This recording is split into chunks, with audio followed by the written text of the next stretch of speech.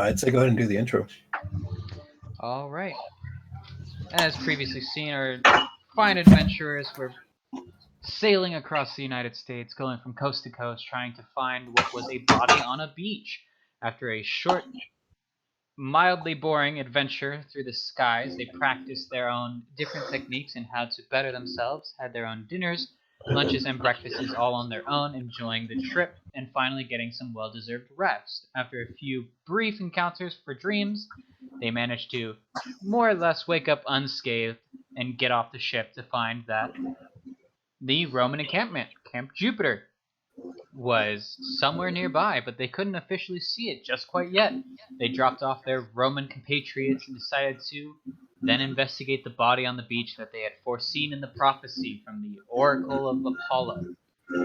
After traveling the distance to then go back to visit the beach that they had previously seen, they found that Jack, their previous companion, who had mysteriously vanished during a fire, reappeared along the beach's shore.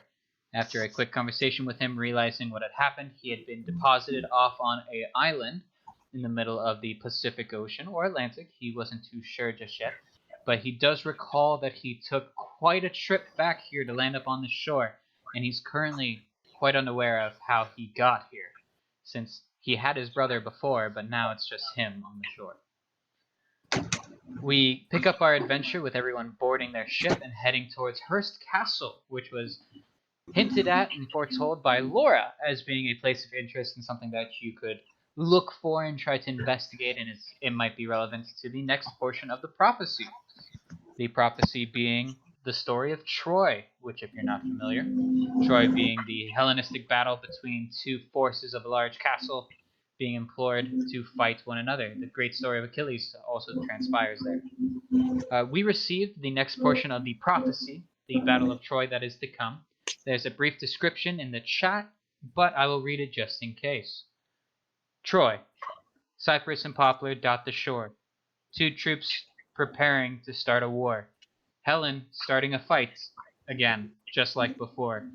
A castle and temple to explore. Death's respite to restore. Two gods fight to implore. Only he can choose which side to ignore. Gentlemen, any speculation so far, or do we want to jump straight into the action? I vote action. Big man says we go. All right. After a brief conversation amongst the team, let me grab Laura just in case. Did we all leave the ship before? You all departed off the ship and Wally shrunk it. I wish to, after we found Jack's body, he went to the ship, correct? We all currently are on the sandy shore, staring out towards the ocean with the Golden Gate Bridge on your right-hand side. Oh, I thought we were on our way to Hearst. I wanted to do that, but I figured it'd just be easy to recap to make sure we know who's there. I remember seeing Bane's daggers somewhere on the beach. Yes. I wish to go and inspect them.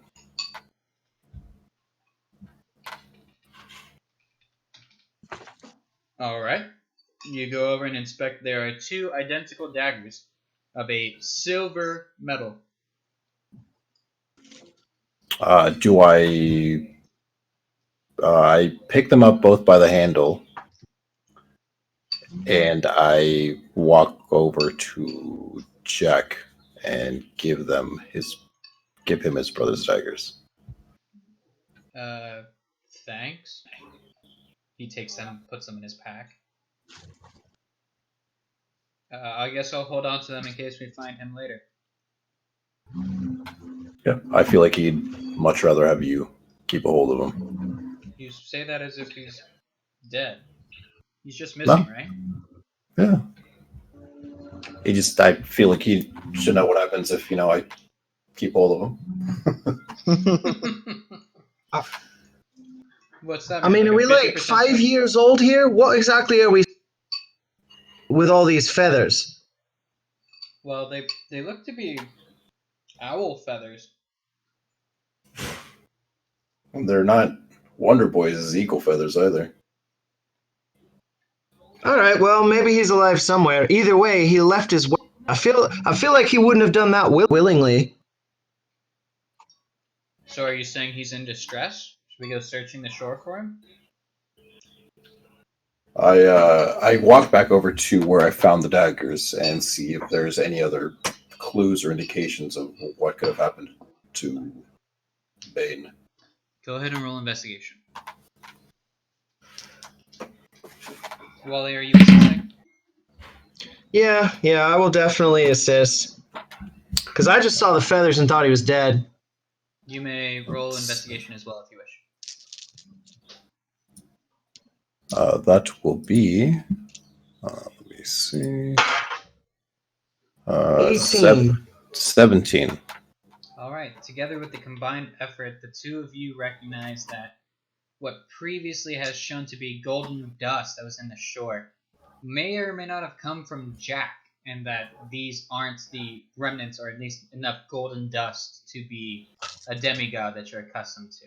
So there's a wee glimmer of hope in you that this doesn't look to be enough, as if a hero has passed here.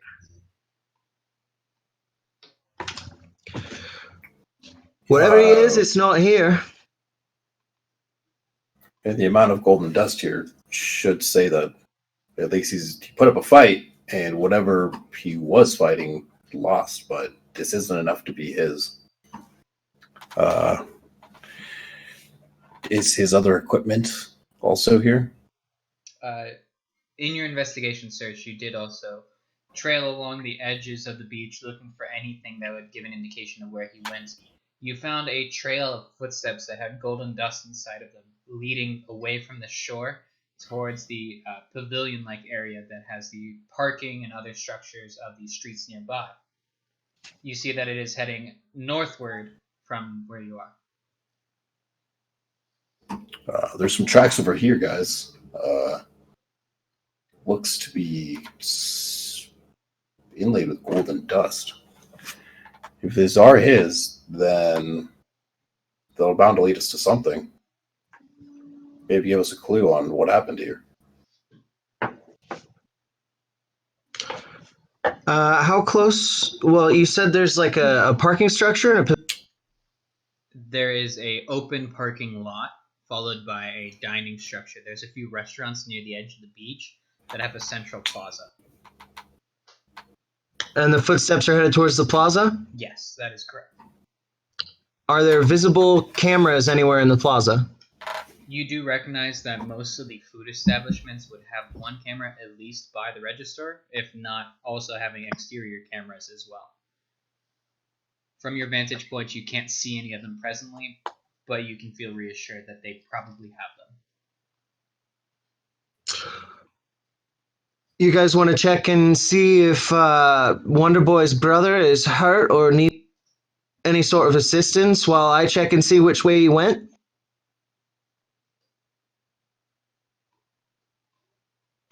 Sounds good. What do you think, David? Yeah. I'm going to ask Kirby from my laptop. It spits out a rectangular box you recognize to be the container for your laptop.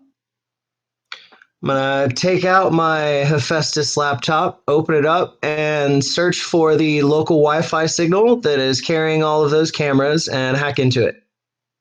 You get a very low signal from this distance away from where they are, but due to Kirby's enormous opportunities that he provides, he is able to amplify the Wi-Fi ever so slightly if you want to connect, or you might have a stronger connection if you move closer. Move to the edge of the sand. I would assume there's some sort of like brick wall or something to sit on. There's a small barrier in front if you wanted to go there. There's some seating areas in front of it as well. Yeah, we can head that direction.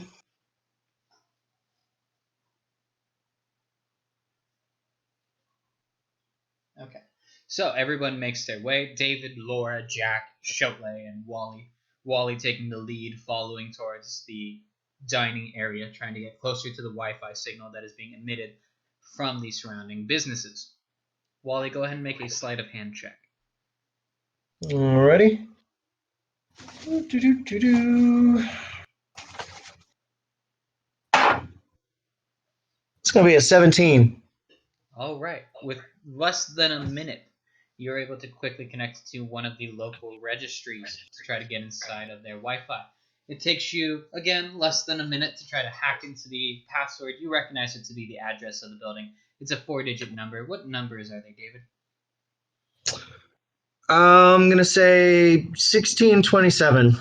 Fantastic, David. Thank you. So, with that, you recognize that the habits opportunities to increase their Wi-Fi security should definitely be taken into consideration by management. However, you're easily employing it to do exactly what you need it to do. You hack into the system and find that the security cameras are kept on a continuous loop, that they have deleted some of the previous night's footage, but still have a little bit until it reaches the official 24-hour mark from it. Anything interesting, Wally? Yeah, I'm going to try and roll back pretty quickly to see if I can spot anyone running or stumbling away from the beach. All right. Especially if there's any sort of like golden glint about their wrist. About their wrist, what are you looking for their wrist, Wally? I'm looking for a golden glint on somebody's that catches the light as they leave the beach. Okay. What about their wrist in particular are you hoping glints? I'm checking for Jack's wristwatch. Jack's beside you. Oh, sorry, I had it backwards. Bane was the one that walked off. I did not realize that. Glad it's hard to keep it straight now. You quickly scan back through and you see that in the most recent 24 hours of video footage, there is some footage of a previous storm that had come through, and a lot of the area had previously been covered by a torrential downpour of the area. Not as much as you'd expect on the East Coast like you're familiar with, but a typical monsoon for the West Coast. It covered the area in maybe 6 to 7 inches of rain, which is sometimes unprecedented depending on the season. It being November, it's a little out of season, but not too far out that it's too disturbing to the mortals. But you're able to look through it and see past the mist that is trying to disguise it. You see Jack and Bane wash up on shore, and from this vantage point you also see Bane dropping his daggers as he walks in a trance-like formation towards the street, and then is picked up by a California vehicle. And after careful examination of it, you recognize that it's the Parks Services that has picked him up. The California State Parks Services.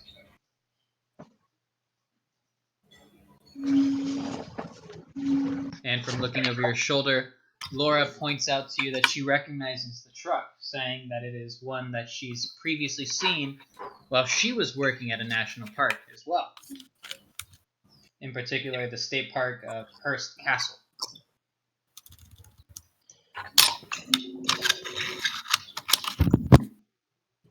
Do a quick Google search for the coordinates on that one.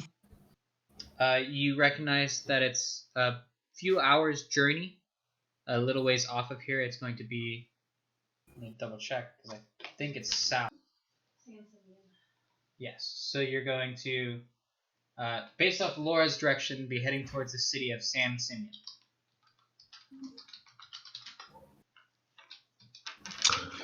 Make a mental note of the coordinates so that I can plug into the ship. You have the Hephaestus brand Google Maps present for when you need to use that, if you so choose. Lovely. And just for us mortals who are paying attention to the stream, I'm looking up the directions just in case. I'm gonna look over at everybody else and... Alright, so it looks like we know where he went. You recognize it to be about a 3-hour drive south. How do you want to get there? Well, ship we came in would be a good idea. I mean, I would agree. we could take the quicker route. And as I state that, I flip a drachma within my fingers. You sure that's going to be faster? I mean, we made it to the airport, and If you're talking about the Grey Ladies, almost nothing's faster.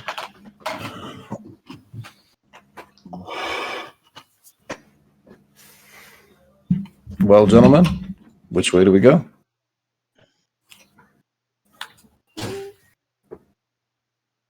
Let's go for the taxi. Okay, Biggin. I hand my drachma over to Wally and have him hail the cab. Yeah, flip it into the street. And do you recite the incantation?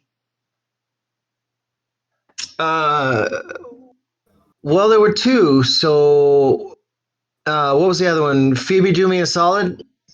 That was one of them, yes. You recognize that Phoebe is not one of the names of the Grey Sisters. If you wanted to recite a beckon or a call to them, now would be the time. Come on, Grey Sisters, let's burn some rubber. Alright, you flip the coin, and it is readily and easily eaten up by the asphalt in front of you. It sinks in what appears to be an unbelievable depth to it. It concaves inside and pulls the asphalt down around it until you get this big bubble of air that pops up. And out of it, you see a small wisp of gray smoke, and the Grey Sisters taxi appears. This one is a 8-seater. It is almost limousine size with its long depth. You see the three sisters are sitting up front. All right, everybody in, and if you're gonna throw, don't throw up on me. I'll take a window seat then. I sit behind the privacy mirror of the sisters. All right, you all take your paths and your different ways into the vehicle. Shutley immediately behind the screen, Wally off in the corner so that way hopefully he doesn't get any projectile vomit on him. David at a window seat, Laura and Jack also board and take up a center row. The three sisters roll back down the privacy screen, and their one eye looks back behind them, looking at Shutley. Yeah? Where are you going? Hearst Castle. Never been. Where's that? Wally? Whip out the Google Maps. Dot, dot, dot.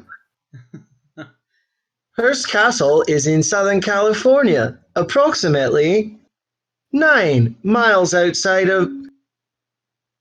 No, anyways, show them the Google Maps. Can you get here? Eye. No, I want the eye. I'd Yes. show the Google Maps to the one with the eye. Yes, you eventually manage to get them to fixate their one eye, just like David, onto the maps. So that way they can get the direction of where they need to go. It takes them a moment. They look over at you, nod, and then they whisper to Shutley, "That's a long trip. That's going to cost you another drachma." I flip another one. All right, but you better make it fast. The drachma falls at the floorboards between all three of them. They quickly reach down and start fumbling through it, and the gas pedal hits the floor as it accelerates. Everybody make a strength check.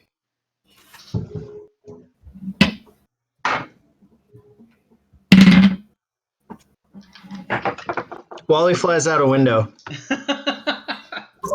I don't know. David did pretty bad. Did you get a 1, David? It's a strength check. Yes. David's gonna be rocking a 6. I got a 3 with my bonus. Dirty 20. Woo! Chole saves us all. So for Laura and Jack, I rolled a 3 and 17, respectively.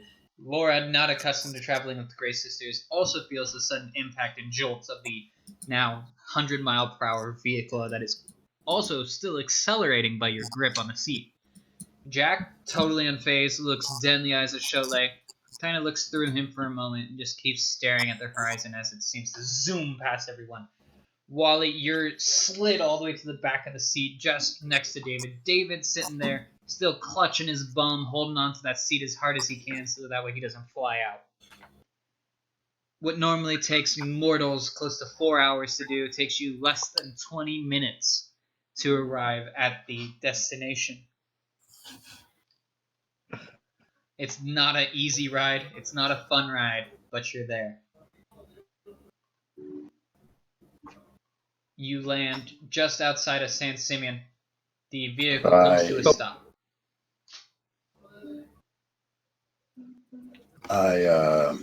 I wait for everybody else to exit the cab, as I would assume I'm being sandwiched in between somebody. Cholet sandwiched between David and Wally as they were struggling to hold on. Jack and Laura still in the corner. David's going to get out of the car, and David is also going to step out of the car first. Understood. But David's getting out of the car. Steps to the side of the vehicle and vomits profusely, Blah. adjusting a headset while he vomits. Well done. Wally, how's your stomach handling it? With your Let's dwarven see. constitution. We ate a little while ago. I think I just had a really nasty burp and immediately. Sorry, we ate a little while ago, but yeah, Iron Constitution. Wally's a really sour face and a really nasty burp for a second, and then he's gonna light a bowl to make his stomach feel better. There you go. With a green face, you pull out some green from your pack and light up. Cholet being the last one in the cab, everyone else departs. Laura and Jack stepping out, they look about the area and see the Hearst Castle Visitor Center come into view.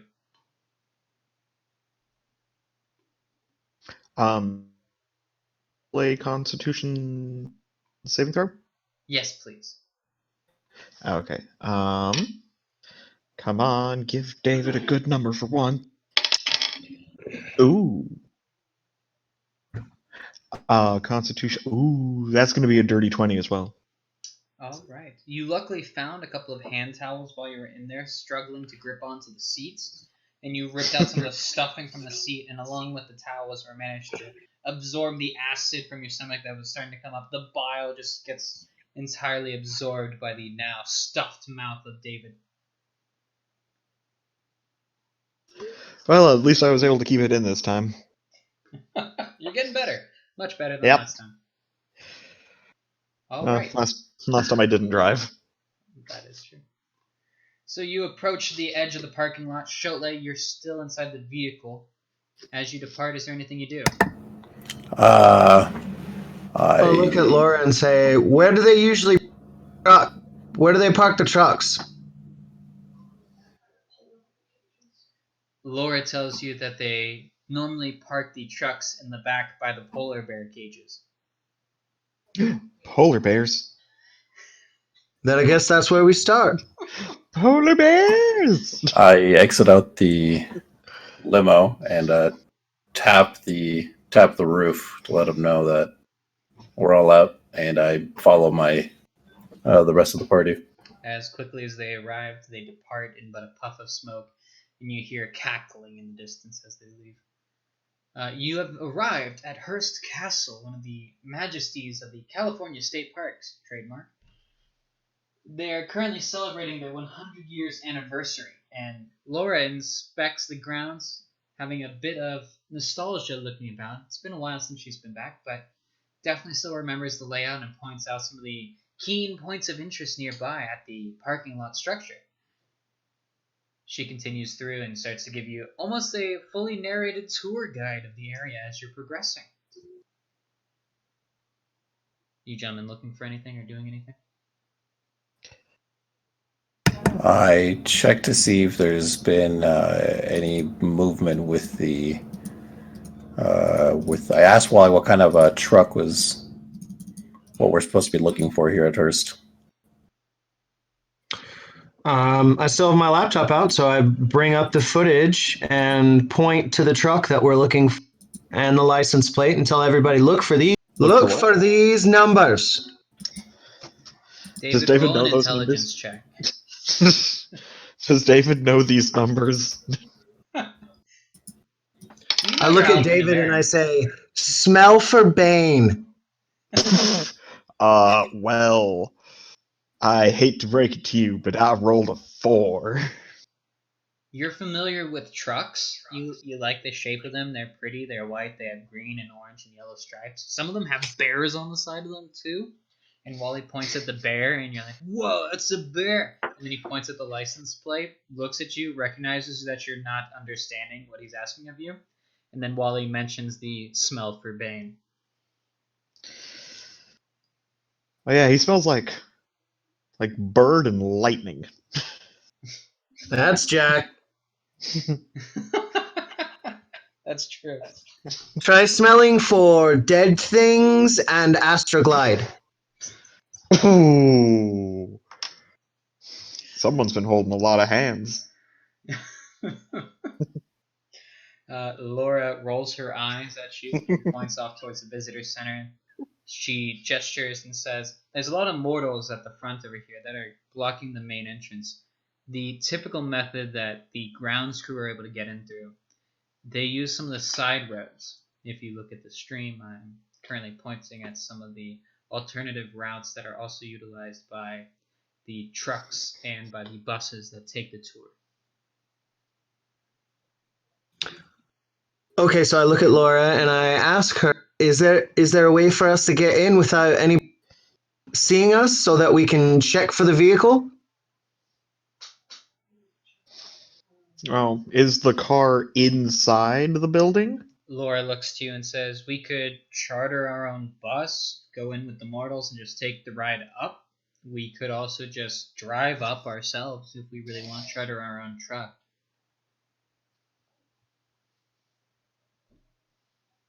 Anybody here know how to manipulate mist?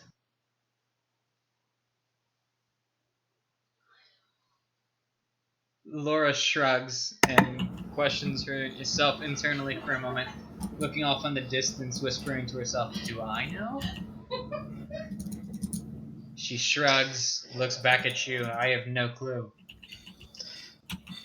I don't think David knows. Shelley draws a blank. I could throw down a s- fog cloud and we could just sneak in. Why don't we just take the truck and just drive in like we work here? Like we Take belong. what truck? Are we gonna hijack somebody on the way in? Aren't there any parked trucks around? The Roll an parking lot, I'm investigation assuming, check. is behind a gate.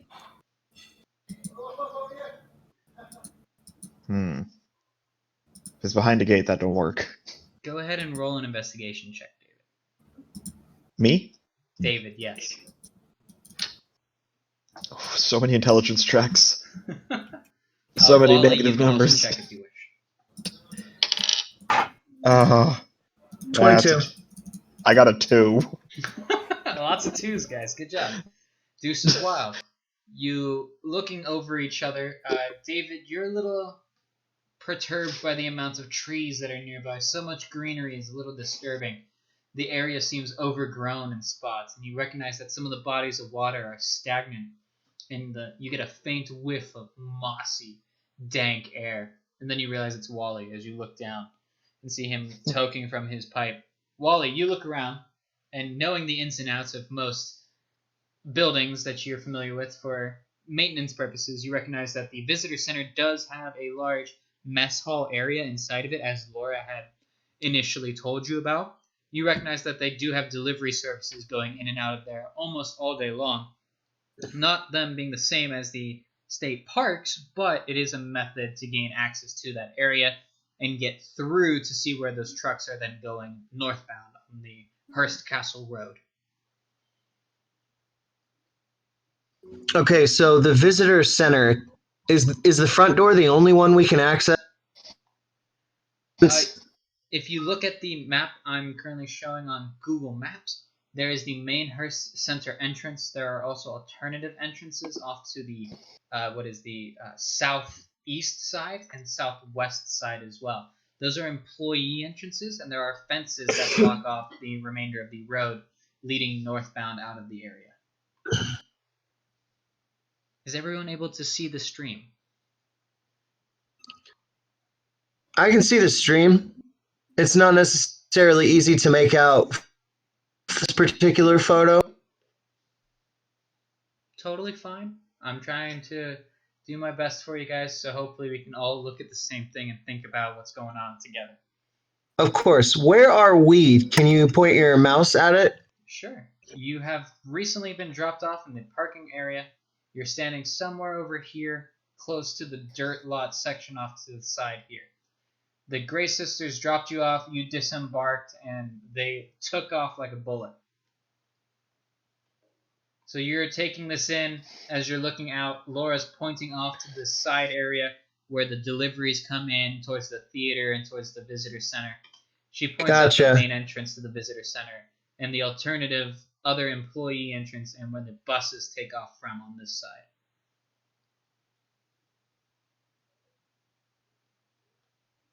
So there is a guest side and a employee's side if you wanted to take either approach. Unless you just want to walk up the road. I ask over to Laura and I ask, are there any tour groups that go around the Hearst Castle? Or is it kind of just a you walk around sort of deal? Laura looks like she's going to strangle you for a moment, rolling her eyes. Yes, that is their main attraction. Yes, they have tours and they're guided tours and there's dozens of them. Hundreds and hundreds of people come in and out of here daily. Then I say, Missy, that you open that notebook, and if anyone passes us on our way in, you give the best tour of your life. Are you going to participate? Okay.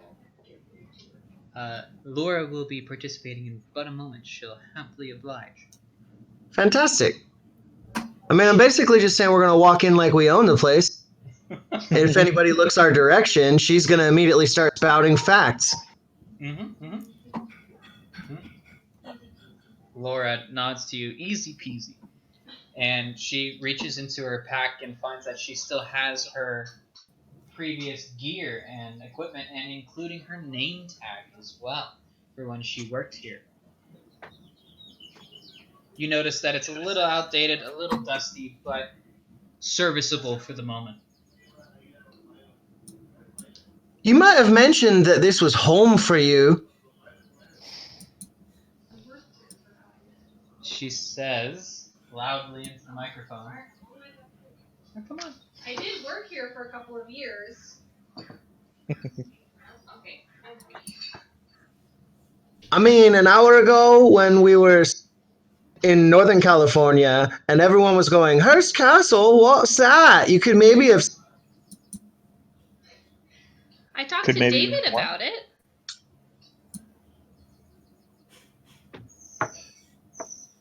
I'm a little worried about your memory, big man. Intelligence is dump stat.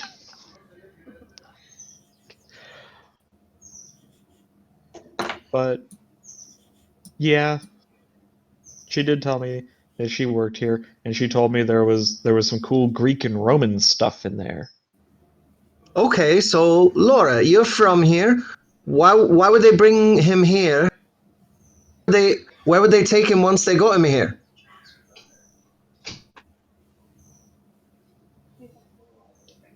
Seeing as you are the chronicler of the prophecy, you would know that this is a large area and that Hades is probably using it as some method to gain or control the area and try to build his own power.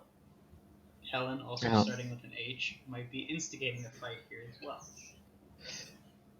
So I don't know. I think that they're trying to implore the populace into fighting here to then fuel Hades, Helen being the figurehead and the name of the head of the tour guides here.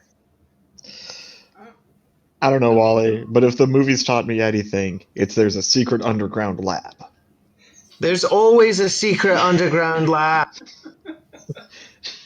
Laura stares off, her eyes glaze over. There's always a lab. We have one. How do you think we restore the artifacts? You can't say that and walk away from the mic. No, They won't I'm hear just you. telling. I'm just. Okay. She says, "Of course they have one. How else would they restore the artifacts?" You get a brief moment and desire inquiry as to what her job officially was. I look over at Cholte to see if this place is affecting him at all. Cholte, roll a Constitution saving. Oh boy. All right. I look back at Laura after he does this. What is my? I don't believe I have my saving throw modifier on my sheet. So in the Might be upper wrong. left-hand corner, it shows your strength, dexterity, constitution, intelligence, wisdom, and charisma. Those Yes. are all your saving throws. So your constitution saving throw is a +2. +2, got it. That's gonna be 22. Nat 20. 22. Ooh. All right. I broke out my new dice for today, Ooh. He feels better than ever. and they are delivering. Oh, there is a typo on my sheet though. Where's that? Row J, row 6. That should say 10. All right, fair shot. So that will be 22, not 20 with my 2 consultation added on top. Fantastic. 22. You stare off in the distance, taking note of the trees. It being previously mentioned to you in the prophecy, and then also described as David was looking around, you definitely take notice of the immediate area. This area is surrounded by cypress and poplar trees as far as the eye can see, going all the way to the coastline as well. I'm zooming out on the stream so that way you can see just how far and just how many trees there are in the area leading back towards the California coast. You feel a strange bit of ease just staring and breathing in the air around this tree-covered grove. You also feel a slight hum to the air around you, as if there's an electricity building around. And you look over and it's not Jack this time for once. And there's an energy in the air as if there's about to be a war again. Another fight starting to build. And you hear a voice come over the intercom. And at this voice, Laura recognizes it and perks up almost, looking out towards the visitor center as she's looking around. Shh! Now boarding. All Tier 2 trams now boarding. Laura looks over to you, gentlemen, and says, "Yeah, that's her." Her who? "Oh, that's Helen." Who's Helen? I look over at him. Helen is Troy, I assume. Laura nods. Is she likely to be friendly to us? Laura shakes her head. No. Then perhaps we better stay in the shadows on the back of a tram or something. It is currently approaching 3:45 in the afternoon. If you wish to, you can wait for nightfall or darker cover, or try to make your advance however you wish.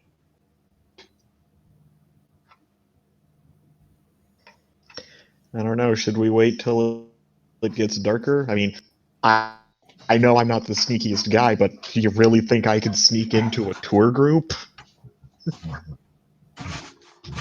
I mean, that's a fair point. I'm assuming that Hades or whoever is running this has some Cyclops around. Has anyone seen any yet? I need everybody to roll perception. Wally, you may roll this with advantage. Good thing, too.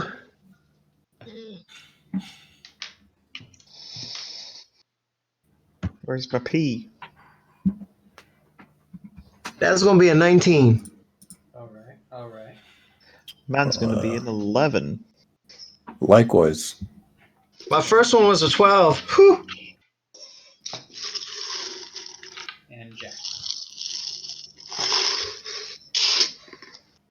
Jack did pretty well. Laura did not. Jack is quickly searching about with Wally as well. Wally, you do notice that some of the visitors that are coming in and out of the area do have a golden shimmer around them.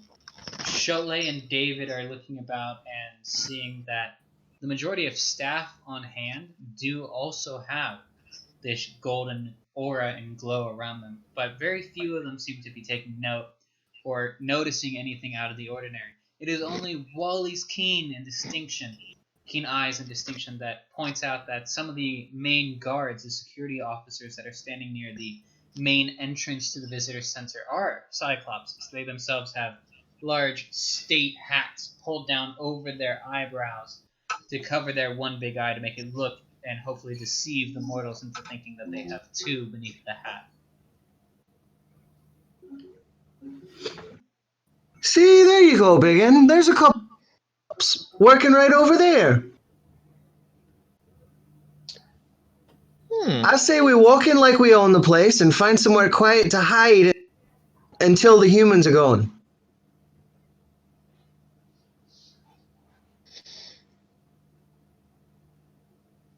This is time where the rest of the party can contribute to the ideas while he's putting forth. Laura, can you think of anywhere we might be able to hide?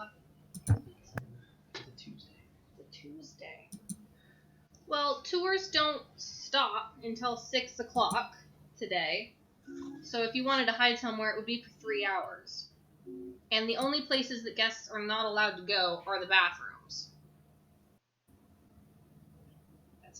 Are the where? The restrooms in the castle are not part of the tour. Are there sections of the castle that are blocked off as well? Only parts that are under renovation or restoration.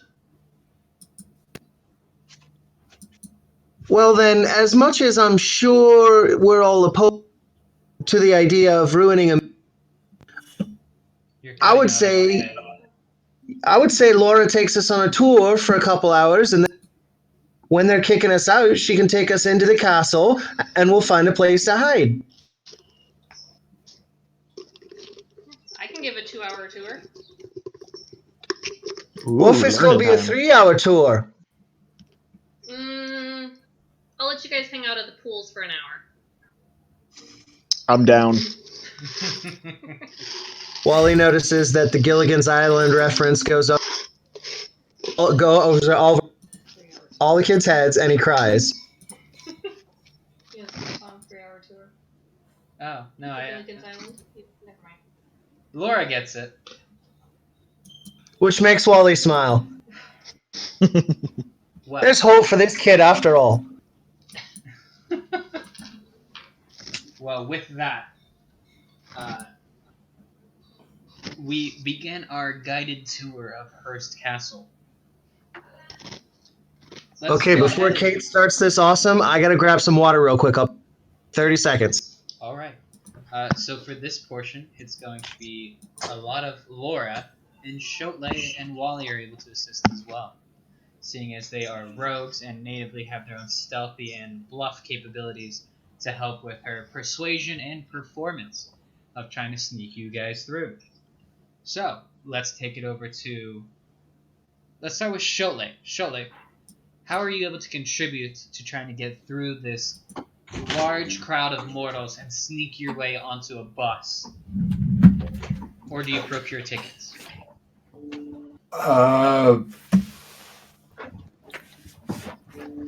So we're trying to make our way through the crowd towards the bus part? Unless you'd rather do it otherwise. You do recognize that there are other creatures in the area that are mythological in origin, that are interacting with everyone else as if they are a normal part of society. You suspect you might be able to genuinely pay for a ticket and get on if you wish. Or sneak on if you'd rather save the money. Laura I point at the menu. Oh, sorry. Oh, I mentioned that I have an employee discount if we're going to go the honest way and actually pay for tickets. That sounds lovely. I think it's Chotley's turn to pay. I've been covering transport for like a week now across several countries. I said, all right, where's the ticket booth? All right, Laura leads you in through the front gates, noticing that the pristine porcelain tile on the floor is recently cleaned and swept. Laura pointing out the schedules that are posted around so that way you're able to clearly note when and where guards will be passing and how frequently. Also pointing out the large guest center station with the large overhead information booths that are presenting times and departures, arrivals, showing when and where the buses are going to be arriving. The buses are numbered 1 through 5. The mortals only go towards one of the first 4 options that are presented to them and do not note the 5th option that's presented to them. This one seems to be shrouded in the typical mist that you're familiar with from lore, being that some of the mortals might not be able to see it or even acknowledge that it exists. To them, it might just be a customer service section, maybe a translation area, maybe even just another part of the wall. But you were able to see through the mist. So is that our line then, Laura? I don't know. That wasn't there when I was here last time.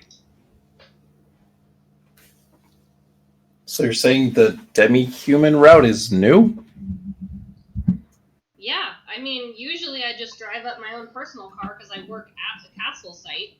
I'm not often using the bus.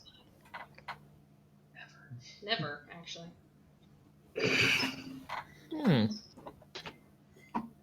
I approach the ticket stand and take notice on who is manning the booth at the moment.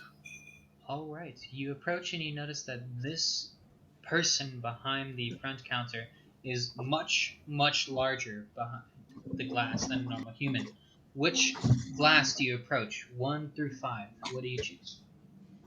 I go to 5. All right, there is no line in front of the 5th one, seeing as mortals cannot see it. As you approach, you recognize this as being a character from lore. In particular, you recognize this one as being one that is known as the 100-handed one. You notice that, David, you have a pretty good understanding of what they are. They are from Greek mythology, and their typical use is to break things, and they're monstrous in size and strength. They have 50 heads and 100 arms, and the standard tradition of them is that they were typically the offspring of Zeus and one or more of the Olympians, and they were previously used to try to overthrow Titans and the gods themselves.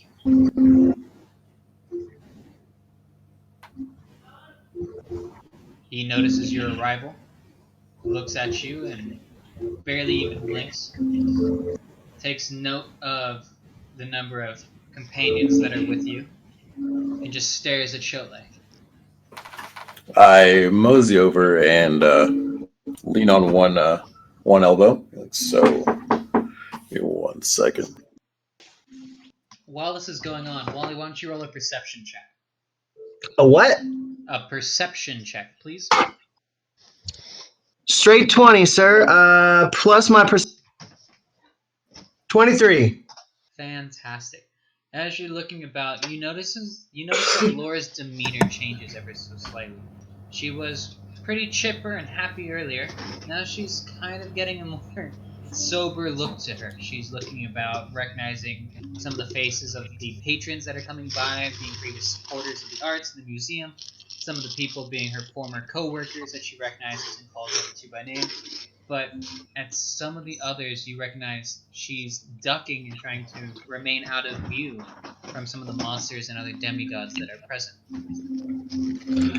I edge my way closer to her, and because I'm short and no one can see me in the crowd, I lean her direction and whisper, "What's wrong?" I don't recognize a lot of the people here. You seem like you sort of do, though. Well, all the monsters and non-human things are new for this place. This isn't how it's supposed to be. Should we leave before it gets worse? think it's worth going up to the castle. I just wasn't... I'm a little confused why we're going on route number 5 if we're trying to pretend to be human. Cholet, in your negotiations to get tickets, he stares at you as you plant your elbow on the counter. Yes.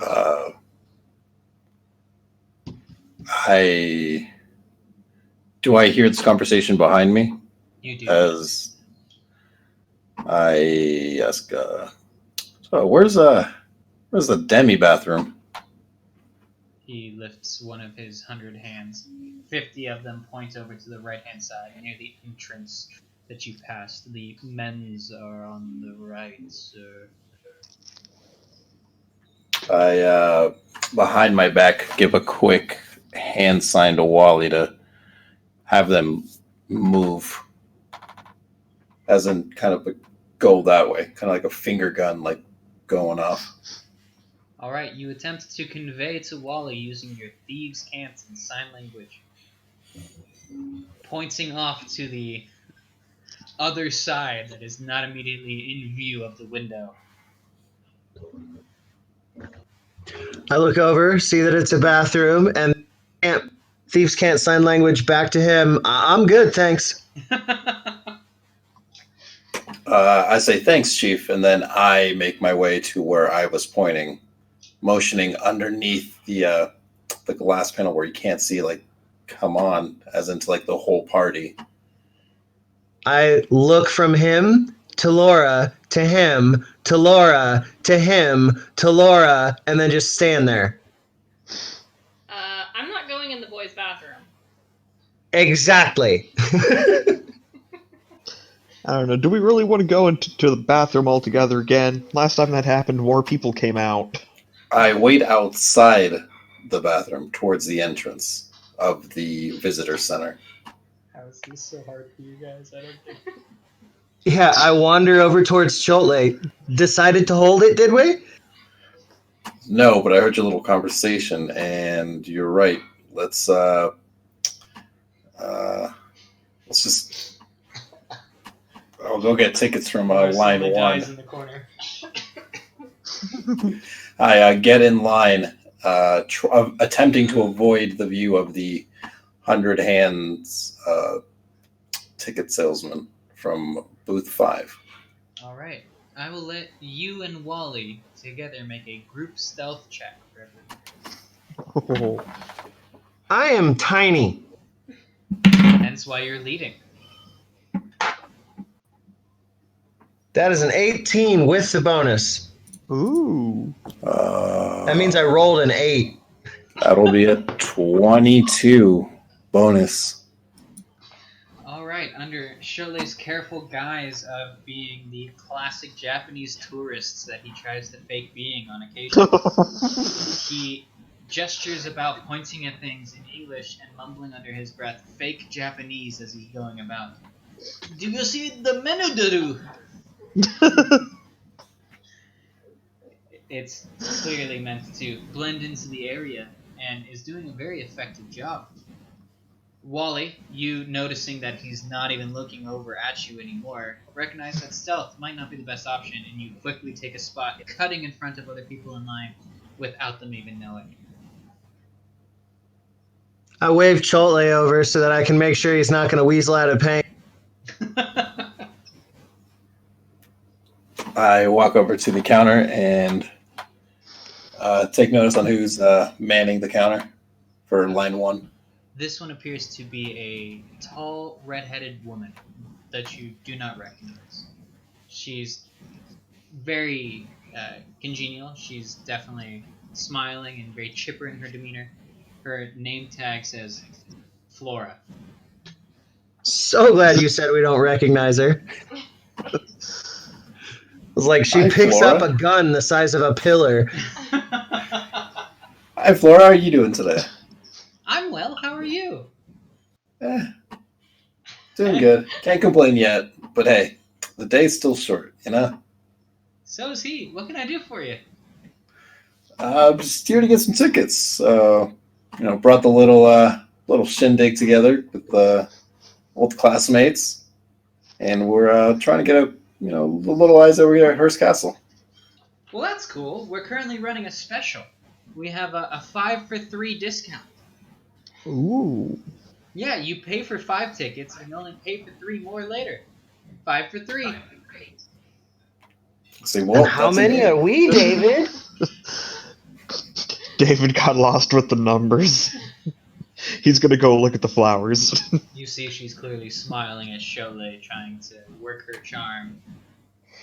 Now, that does sound interesting. However, my friend over here is an old employee. And she did say, and we did call before the manager to make sure that her discount still worked. Oh, and who's your friend? I wander over next to Shotley and slide her my ID card.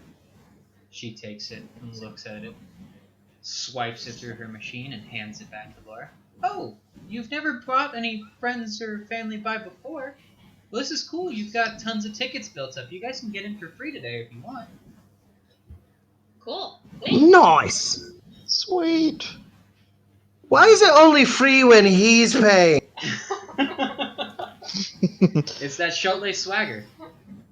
Don't ruin a good thing, Wally. Apparently. All right. I say thanks. As I walk away, I give her the finger guns. I remember to take the tickets from Great her job, Laura. before we walk away. Great job, Laura.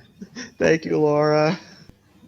Laura, in passing, also grabs her Hearst Castle map guide. Even though she has it memorized, she also procures one just in case.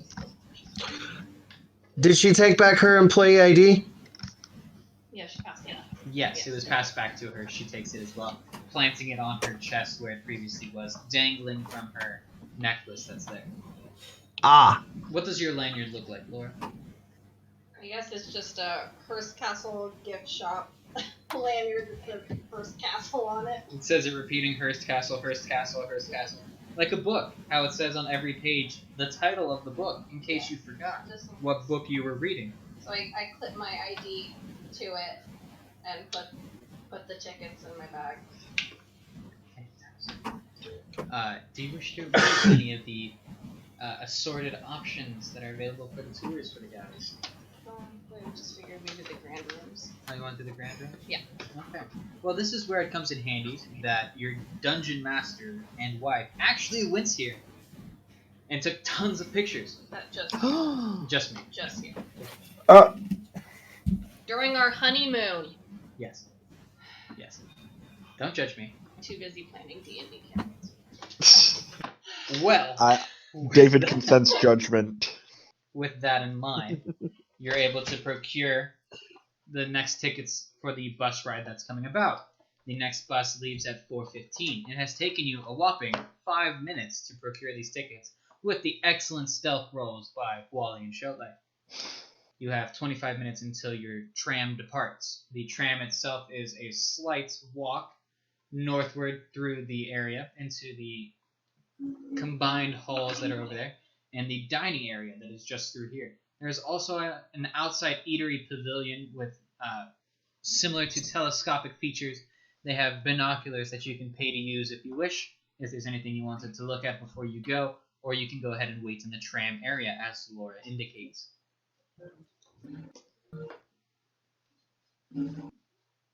Wally's gonna go wait in the tram area. I'm gonna go hang with Wally. I'm going to go with Laura. All right. Laura leads you off to one of the side rooms that has previous art displays that were recently on exhibit that they're pulling down to get renovated in different areas. She points at some of them, and you recognize a few of them as being old heirlooms that were given to Mr. Hearst, whose name is... William Randolph. Yes. First. which is a tongue twister for me. William Randolph Hearst. Yes. Laura does mention to you her brief stint under Julia Morgan, the architect, while they were constructing the area, and starts to explain some of the measures that were taken in place and some of the sights you'll probably see. Laura, what are some of the interesting sights that they might see on their approach to the estate? So I lead Shotley over to a large, blown-up photograph of the front of the castle and point out the mist that's covering the front half of the castle and the two different roads that they take.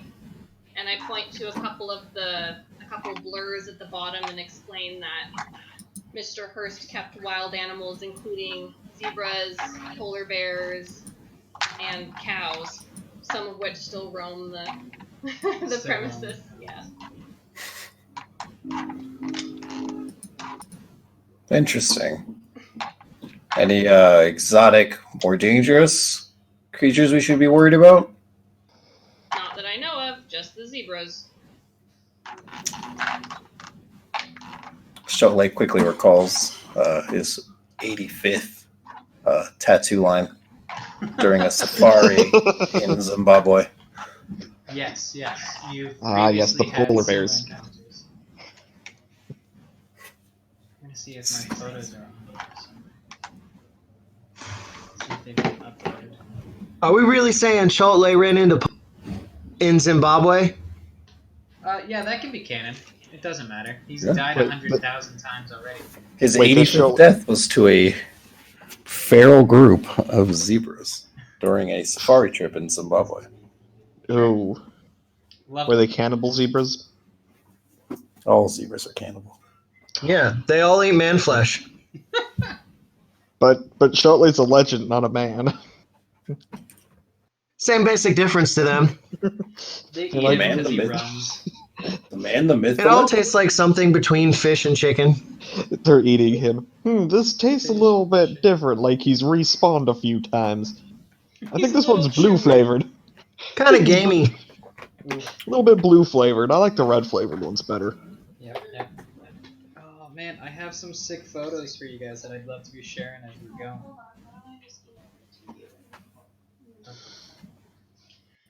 It's interesting because as she's describing these landscapes, you are getting vivid pictures in your mind.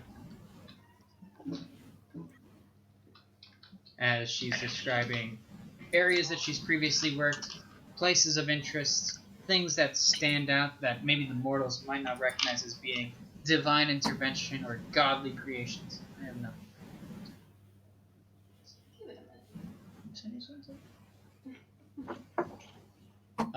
David, why don't you make a Constitution saving throw? Oh no, not again. David's gonna die, or David's gonna poop towels. Yes, and yes. Oh, Ah, Constitution saving throw. yes. Well, that's gonna be a 9. Awesome. So, David, you are incredibly hungry. Ooh. No, it's not incredibly hungry. Hungry. Hungry, like the country. Hungry. Where Shotley died. Hungry.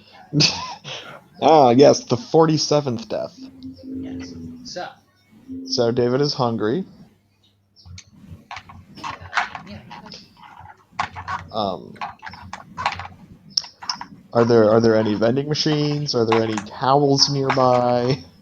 There are plenty of stands that are constructed, some with sandwiches, hot dogs, a small cafeteria section with burgers and chicken tendies. The whole Ooh. 9 yards. Ooh. Ooh, do they take drachmas? You would have to investigate. I'm gonna go up to the chicken tender burger place. Nice. Alright, you approach and you notice that there is a man with a very large white hat on top of his head. There, the paper hats that you typically see as the typical Johnny Rockets. It is surprisingly low on his forehead, and you see that he's trying to deceive the mortals into thinking he's got multiple eyes. You recognize him as one of your own. Oh, he's a cyclops? One eye discount. I'd like to look at his hands and see if he's got like 4-fingered gloves, or if he's got 5-fingered ones that just have a floppy finger. I want to You know if notice- he's got some. I want to know if he's got some nice cyclops gloves. You notice that he does have some clear plastic disposable Cyclops gloves on. They have the same number of fingers as your hands have. They have the same number of fingers I do? Yes. Okay, you. Hey there, how are you doing? Hey! I like your eye. Thanks, I like your hat. And your Nice. gloves. Yeah, they keep my food safe. You want some food? I do want some food. Yeah, what can I get you? Can I get a burger and some chicken tenders? Yeah, man, we got a combo going on. Do you want to get some fries with that too? We got a combo going. Would you like to get some fries too? Yes. Do you take I yell drop? over, let me get a big man box, please. What he said too, please. All right. The cash registers over on the other side. They don't let me handle the money and the food. They said something about food safety, so I gotta make sure I keep. Yeah, I just roll my head because food safety. Who cares? You just eat it. It's just food. You don't need to keep the food safe. There's no monsters attacking it. Well, not yet. What was that? The monsters always attack the food. That's why That's the scary, food needs man. to be safe. Where did you get those gloves? I've never found gloves that are made for the hands we have. Oh, we just tie them in knots where the fifth finger is supposed to go, and then use our heat gun so that way it just melts back in. We have a specialty rig that we use for it. Ooh. That's pretty smart. Do you want some? I was just curious where you got the gloves. I might have to try to get some gloves of my own then. But if I take your gloves, then you don't have any gloves. Well, I have other gloves. I don't know. Are you a food handler? Are you gonna be doing this often, or are you just inspired by my protective personal equipment? That one, I've never seen the four-fingered gloves so good before. I was wondering where you got them. Yeah, we have to make our own. Well, they came out very nice. Yeah, we got a heat gun. There was this cool girl over there. She says she's a daughter of Athena. She thought of it and how we're gonna do it. So we're sticking with it. Hmm.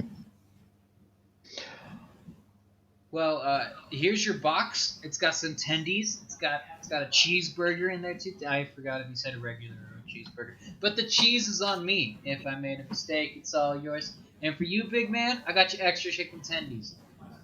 Ooh, thank you. Where did you say the cash registers were again? Oh, it's a little further down the line. They're gonna ask you and upsell you. Do you want to join the Hearst Castle membership? Do you want to add a slushie? Do your thing.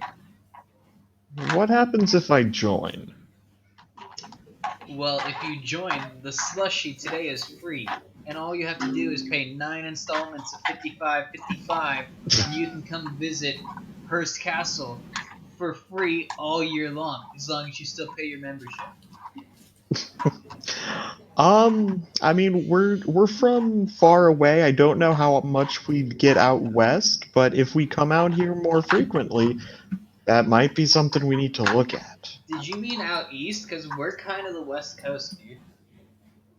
Well, I can't go much farther west than here. That's true. That's true. Well, I run out of the dry stuff. that is true.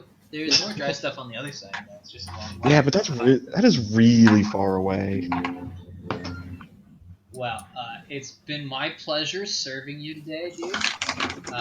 If you need anything else or want anything, like we have some really cool Hearst Castle hot dogs, and we got some chili cheese dogs too, if you're so inclined. But it sounds like you got a big stomach and some big eye. I do have a big stomach and the big eye. Well, If I need seconds or thirds or twelfths, I'll come back here. yeah, man, I'll give you the one eye hookup, as we call it. Other people just call it the combo. Well, thank you. Yeah, man. Come back anytime. I work, 9 to 5, 5 days a week. My birthday's next week. I'd love to see you. Ooh, well, happy early birthday. Yeah, man, thanks. You know what? Why don't you go mention to them that it's your birthday today? They do something special. They do. Yeah, go talk to the cashier lady over there. I'm gonna head over to the cashier after saying goodbye. Bye. Bye. You approach a gray-haired custodian cashier woman. She does appear to be a little obscure and a little different than the rest of the folks. She has no eyes. As you approach, you notice that she's one of 3 cashiers, and only one of them has an eye, and the rest are just blindly scanning everything that's in front of them and interacting with the mortals as if nothing is amiss. Huh. Kind of makes me think of the taxi people. Wally, anything to contribute? No, I'm gonna wander over and meet him at the cash register, Okay. impatiently waiting for my big boy box. That was the reference to, and for you, big boy, extra chicken nuggets. He handed 2 different boxes, one to David and one to Wally. So, I know, but David's carrying them, and I'm meeting him there. Okay. So Wally meets you over at the edge. It's next to the... Wally, being the intelligent bloke he is, deciding to pick the sister that has the eye as the one that's going to be charging and checking you. As David approaches, I say, "Took you long enough, so what's that? 5 girlfriends, 1 boy?" I can't count that high, man. But he was another Cyclops. I was asking him about his cool gloves. Because they had 4 fingers. He didn't I have the don't need floppy to know kind. that. What you do in the privacy of your own cabinet is your business, but right now, I'm hungry. Is that the food? That is the food. I slap a couple drachma on the counter. She looks over to you and, with her one remaining eye, says, "Ah, you're back! It's good to see you! Thanks for paying! Bye!" Quickly scoops up the drachma, not offering any change. Thank you. All right then, and I wander back to the tram waiting area and start stuffing my face. All right, you walk over to the corner. You find a nice area. The internal area is mostly occupied by some of the mortal and less than mortal pleasant people that are occupying the area. The outside area is the only seating arrangements that can fit as many people as you have presently, which would be this area here with the binoculars. Mm-hmm.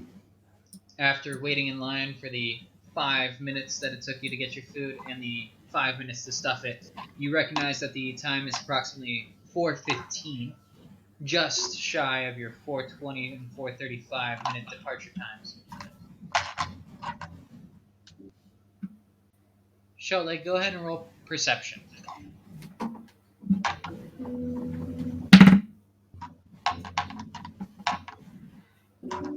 That will be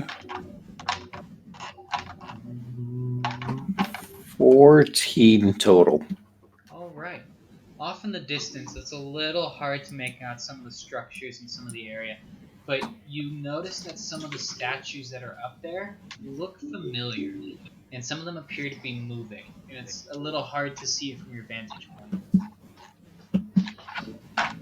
I'm just because of distance. okay. I tell Laura that this looks a little interesting. I'll be right back. And I try to get a better vantage point. You recognize that the better vantage point is probably to close the 2-mile distance and then be out in front of them, or to use the binoculars. Is it one of those like old style bridge ones where you put the quarter in? Correct. It does require 50 cents to operate. That's a lot of pennies. That is a lot of pennies. Not a lot of space to put them either. I look around to see if anybody's here presently. You notice that around you, Wally and David are stuffing their face, and Jack's sitting beside them, staring off in the distance, wondering what's going on. Laura still sitting there as well, but closer to you, surrounding the rounded tables nearby. I pull out my lockpicking tools and attempt to pick the binoculars.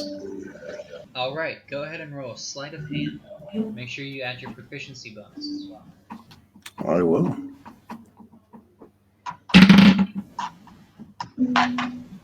I love these dice. 27. Nat plus a 7. Oof. Yeah. He stole the whole castle. No, he's gonna take that binocular set with him. You easily, without even breaking a sweat, manage to pry open the cashier's section, the small lockbox that holds the drop-down section for all the coins once they get pressed inside. You open it up and you recognize that you get $3 worth of quarters spit out the bottom. And you do so quickly and so fast that nobody around you, even though it's still a busy public area, even notices before you empty the contents and slam it shut. Oh, sweet. I was just trying to do the old quarter string kind of thing, but with just my lockpicking tools. But hey, quarters are always good. Yeah, you made $3. You can spend an honest 50 cents if you want to. Yeah. Or you can try to use the string and the quarter technique. I don't think I have anything to pierce a quarter and or some string. So I will go ahead and keep it open and put the 2 quarters in and then catch the quarters as they come out. All right, your mage hand slides into the box before you shut it, ready to catch the quarters. You deposit 50 cents in, you put one in front of the other, slide it in. As it loads, you hear the binoculars, the lenses opening. Both of them a little dusty, a little sticky, but still open just as well. You peer inside of it. Go ahead and roll perception with advantage.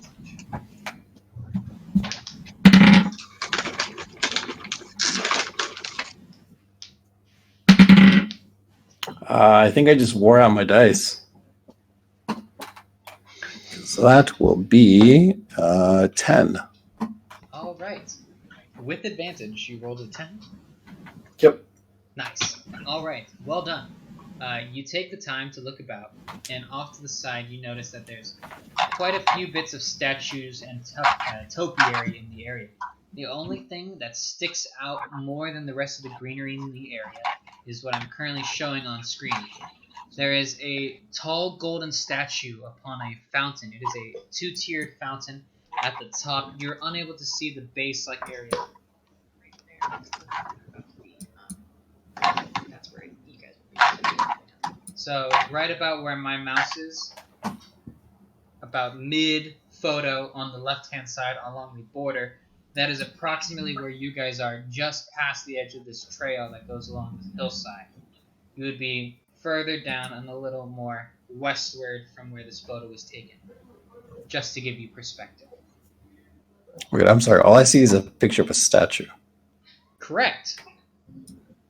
You see a picture of a statue. As you're looking up and you see into this beautiful greenery, you see that all the cypress and poplar trees split, and for a moment you're able to see this beautiful golden statue up on this white pedestal. Oh, It is got a it. 2-tiered platform that she is standing on, and she is looking about, and you watch as her mouth is moving, her hands are gesticulating left and right as if she's talking and narrating, and then her eyes lock upon yours and look over in your direction and shrug, and you see her mouth moving in a almost watermelon fashion, seeing as you're not close enough to hear and you're not proficient to read lips just yet. Okay. I call over Laura. I say, hey, did you ever work with this funny looking statue? Have And attempting to keep the binoculars in the same position, let her view through the binoculars. Does this statue look familiar at all? It's talking and motioning to something, but I can't quite make out what it's doing. Oh yeah, the gold one. It's newer than all of the other pieces. Not a lot is known about the statue other than the name is Maria.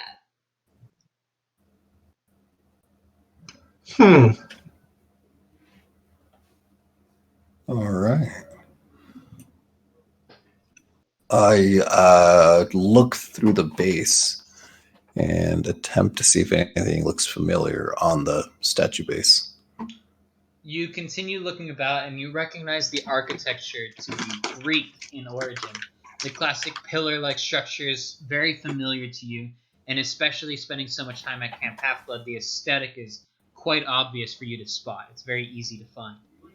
You also taking the time to look at about, you notice the path that the bus is going to take is quite a windy trail leading up along the crest of the hill, and you notice a lot of animals about. As Laura had mentioned, you see some zebras off in the distance, a few different types of antelopes and other deer that are now native to this area that weren't there before.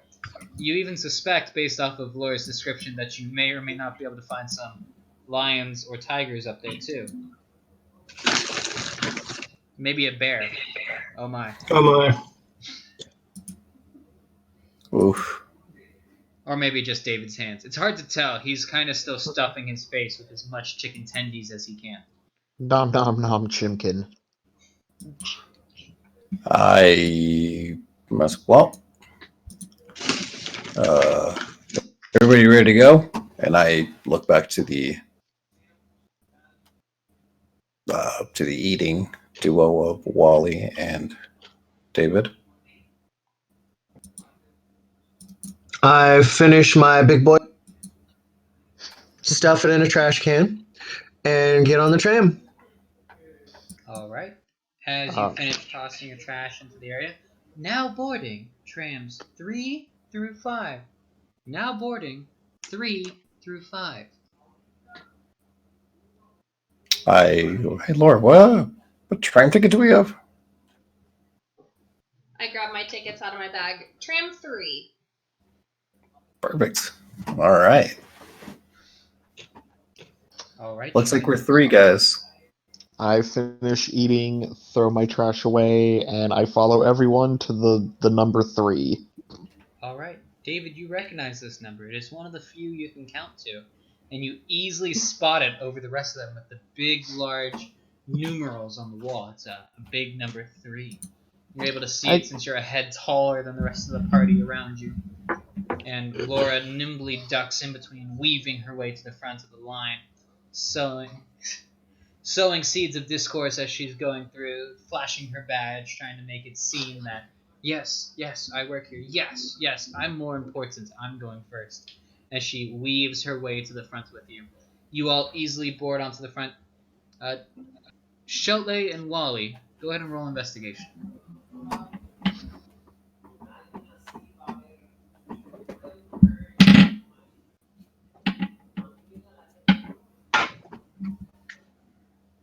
You sent me to, yeah? Yes, please. Shotley and Wally. 18. 14 total. All right. Shotley, you see this driver is a little familiar, but there's something about it you just can't place. Wally, you look over and you recognize this driver is not human. You see that there's been a lot of previous demigod and mythological presence here, and you recognize this as well. You recognize that he's a Cyclops, but there's something about him that seems a little different. Something that you don't see as familiar with your friend David. You, being wise as you are, know that there are both tame, friendly Cyclops and those that aren't.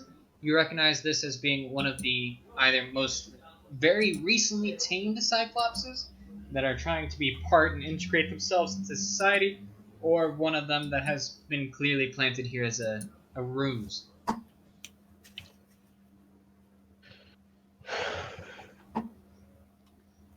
Give Chipotle the Thieves Can't sign language for be ready. I cough, but as I'm coughing, I give him a thumbs up to acknowledge that I have received said.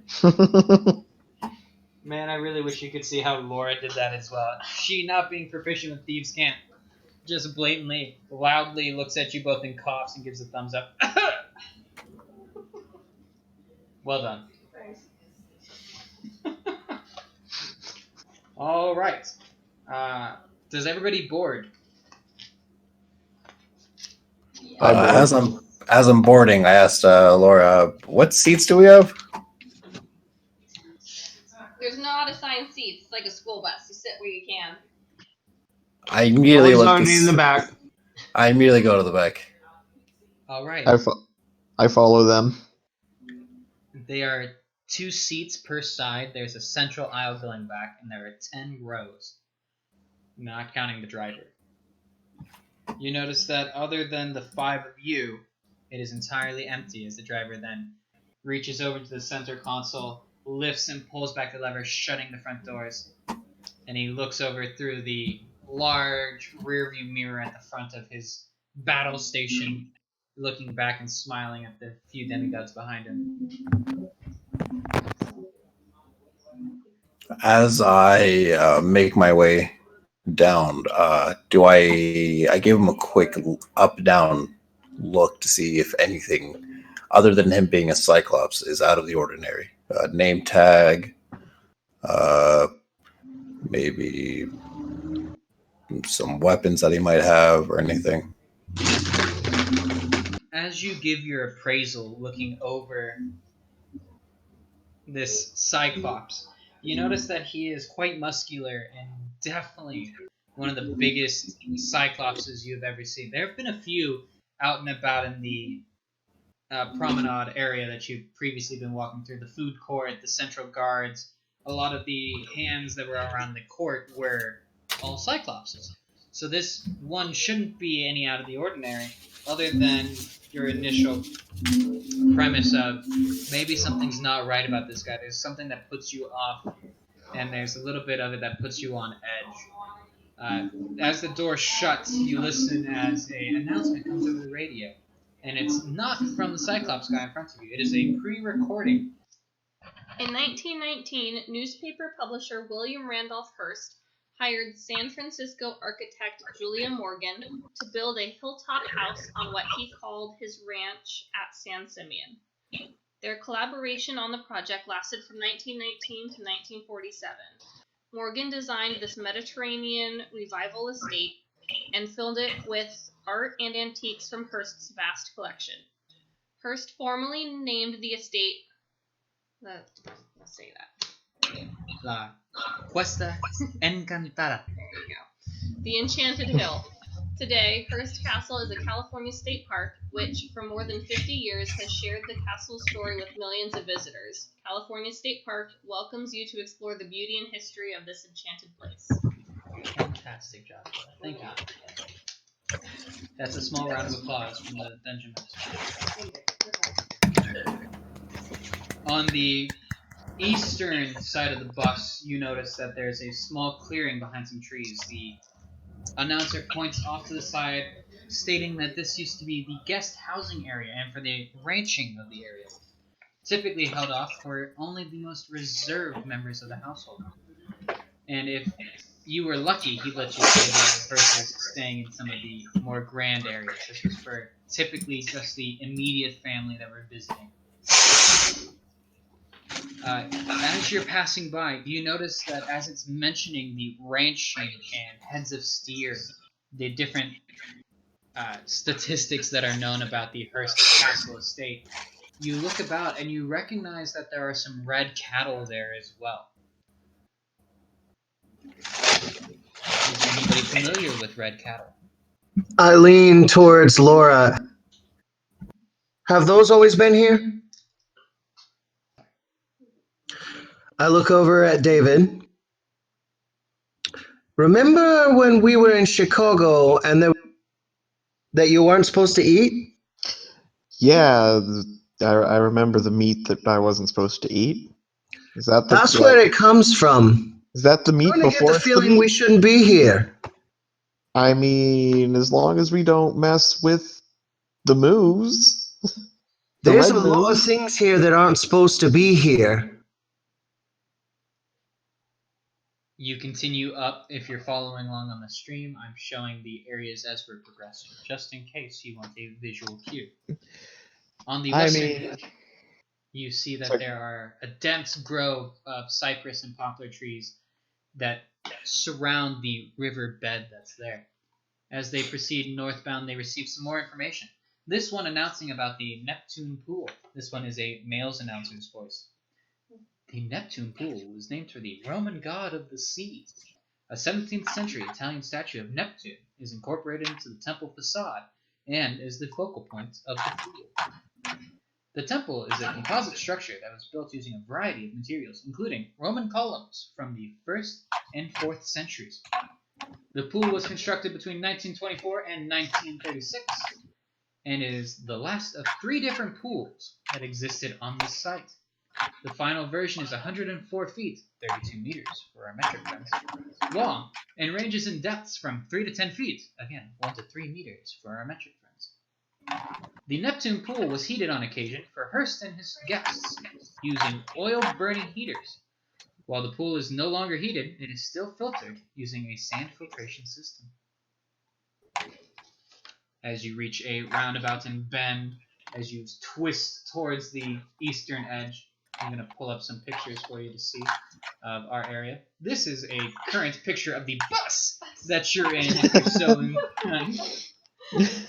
It has It's a nice bus. very cheesy blue and orange aesthetic and several emergency exits along the top, just in case. Does it come with the happy smiling people? It does. Because we were alone on the bus. We were also alone on this bus. You cut out there. You were also alone. On this bus. Private tour. It was great. It was great. We did also go in the middle of the school day, so there weren't that many people there. All right. Nice. You're making your way, taking this bend that's going to go in a eastern direction, followed by rounding out to a northern direction. And I will demonstrate some of the wildlife that you see along the edge as you're facing towards the sea. These being, I previously shown once before, the animals and native livestock to the area. These once endangered species are now definitely producing without any sort of whim or scared hurdle in their way. They are able to their heart's content, breed and feast upon the land, and they are currently one of the major attractions to Hearst Castle, other than Hearst Castle and the zebras. And the zebras, yes, including zebras, with extra zebra. No, I did not take any pictures of zebras. I missed. Here is another picture, just in case you wish to see. Going back to our map, you continue northward, and you notice that the driver himself is able to nimbly steer the bus. These paths aren't the most wide streets you've ever driven on, and his nimble but heavy fingers are able to dexterously and flex as he does, and definitely ripple in the light, whip the steering wheel around left and right to make sure that he's able to hold you onto the path as fast as he can, and seems to be flooring it, trying to get you there in possibly record time. You make a couple of quick, sharp turns, pointing out some other areas that have animal habitats that they routinely leave salt licks and areas for shelter for the rain, and you continue to make your way north towards the castle. You continue down a very thin highway as you're going towards the northbound entrance. The 2 roads fork, and you take the right fork as you continue into Hearst Castle. And once you make the final roundabout around a central grove of trees, you reach the Cuesta Encantada, the central entrance point for Hearst Castle. I will pick up a picture for you so that way you can see just how majestic it is. The Cuesta Encantada unfolds right in front of you, gentlemen, as you approach from the southern entrance. You notice That's that majestic. Yeah, it is absolutely gorgeous. That is quite the nice. With the beautiful sun setting, you're able to see it reflecting off of the water's edge and the pools that are nearby. You see it reflecting and beautifully silhouetted by the Roman columns and architecture in the area. You notice that the hills themselves seem to be alive and thriving with energy. Here we go. This is it. With the sound of music? Yes, absolutely. They are singing a Roman lullaby. Wally, what is a Roman lullaby? Oh, I'm assuming that's a joke. Wally would assume a Roman to be smacking someone in the back of the head. He's better. Greek. He assumes they're all barbarians. Even better. You know, couldn't have done it better myself. Great job.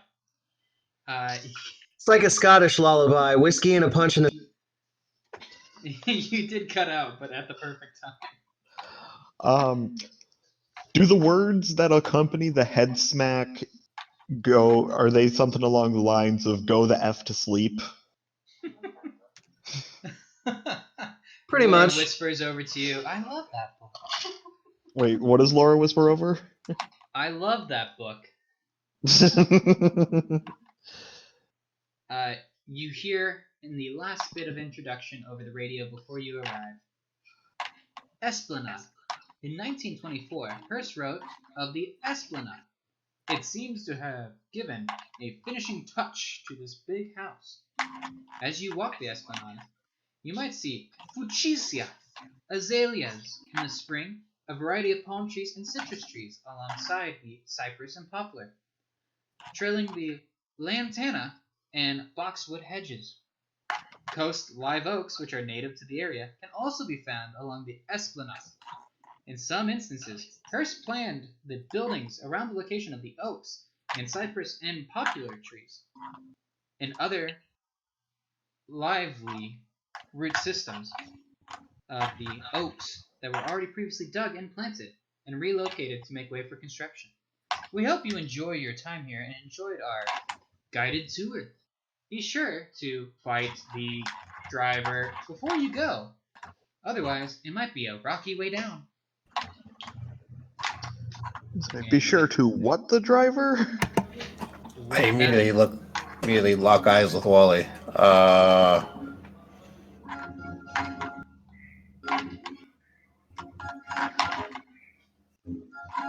You lock eyes with Wally. Just acknowledging the warning he mentioned earlier. All right, I need everyone to roll initiative, please. Hey, why doesn't Chole just go stealth? Do a little double tap magic. He can try once everybody has rolled initiative. Finally. What, are you finally happy to get into combat? No. I got a 21. The finally was I actually had a good roll. That will be... We're sitting in the back seat. Hate to break it to you. The driver rolled a 34. It's going to be an 8 for Shotley. Wally? 7. All right. Let me pull up Laura's stats. She has stepped away for the moment, so I'll roll for her. Laura has rolled an 8. And Jack has rolled a 18. Unfortunately, David, the driver did roll higher than you. But just barely. So our initiative order is going to be the Cyclops, David, Jack, Shotley and Laura are going to be going at the same time, so I will let you two sort out who goes and when, followed by Wally taking up the rear. So I'm also going to quickly sketch up a bus map for us as well, take a picture and post it in case you want to look at that as we go. If not, we'll try to go by theater of the mind so far, and let me know if you need any clarification as you go. I mean, so far the only thing that David's confused about is, did he hear the announcement say, be sure to bite the driver or fight the driver? For you, yes. David's like, Wally say also the- heard bite. I did in my narration say fight, but you may fight the driver however you wish to, including the usage of any and all of your teeth.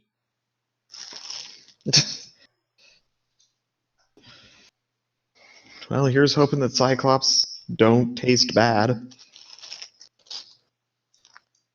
Why don't you ask your girlfriend? Ooh, She hasn't. We haven't even had a date yet. that is technically the truth. Alright, so I am drawing our battle maps. I mean, we're supposed to have a date soon. That's it.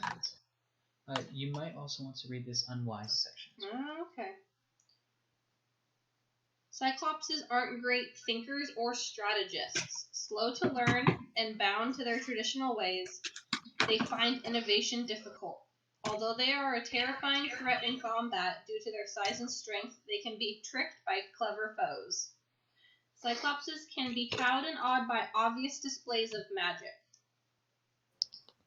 So, I'm going to draw the layout of where Shotley, Jack, you can leave them, Laura, Wally, and David are. In this 20-seater bus, where would you be, Wally? Oh, I'm sitting in the back, all the way in the back. Okay, would you be on the left or the right-hand side? Driver's side or passenger side? Passenger side with my headphones in on medium volume. Okay. Would you be on the window seat or the aisle seat? Window seat with my feet in the seat next to me. Okay. David, where would you be? Also in the back, I'm gonna say on the driver's side. Okay. Would you be in the aisle seat or the window seat? Are the seats big enough that I only take up one seat, or am I spilling over into the next seat? You're spilling over a little bit, but most people are able to still fit beside you. I'm gonna take the window seat then, just so that, I'm not being that guy who's taken the seat that's gonna inconvenience the most people. He's gonna hug the wall as much as he can. Fair and very well done. Shotley, where would you be sitting? On the right side. Okay, so passenger side. Yes. And what row would you be sitting? You wouldn't be in the same row with Wally, who's in the furthest seat back, but you have any of the other 9 options in front of you. One in front of Wally. Okay. Are you on the aisle seat or window seat? Window seat. Okay. We're going to say that Jack was next to David, and Laura was off to her own section by the driver's side, just in front of David, pointing out things as they were going, narrating about her tours and years of service here at Hearst Castle, State Park, California. Does Wally have to stand on the seats to see? Wally, you are able to see easily over the top. These were built for children to see out of as well, so you do not need any booster seats of any kind for once. All right. Well, I can't eat these. Okay, sorry, you're in the middle of fighting. Yes, we're in the middle of fighting. Sorry. But ma'am, we're in the middle of fighing. Laura's about to start her first battle. We're trying to roll initiative, Mom. Oh, you did roll But initiative. ma'am, you're also in combat. You do. All right, ladies and gentlemen. Missy Elliott has arrived. No, it is the.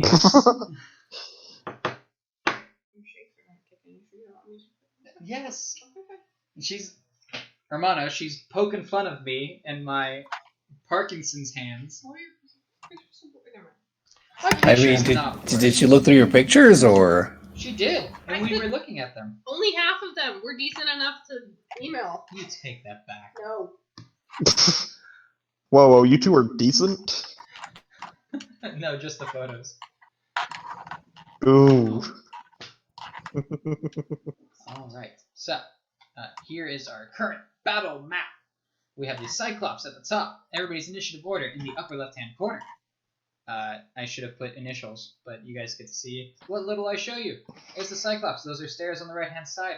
These are all the chairs and rows of seating, leading all the way back to Shotley and Wally on the passenger side, followed by Laura, David, and Jack on the driver's side.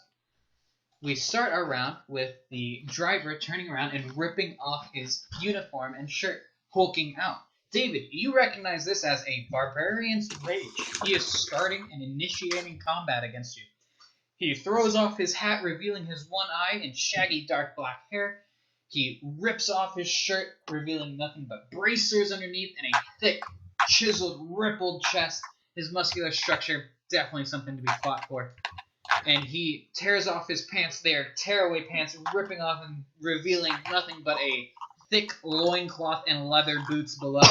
He draws from the side passenger area a thick, huge club that has a boned animal skull on the edge of it and a thick, hardened point.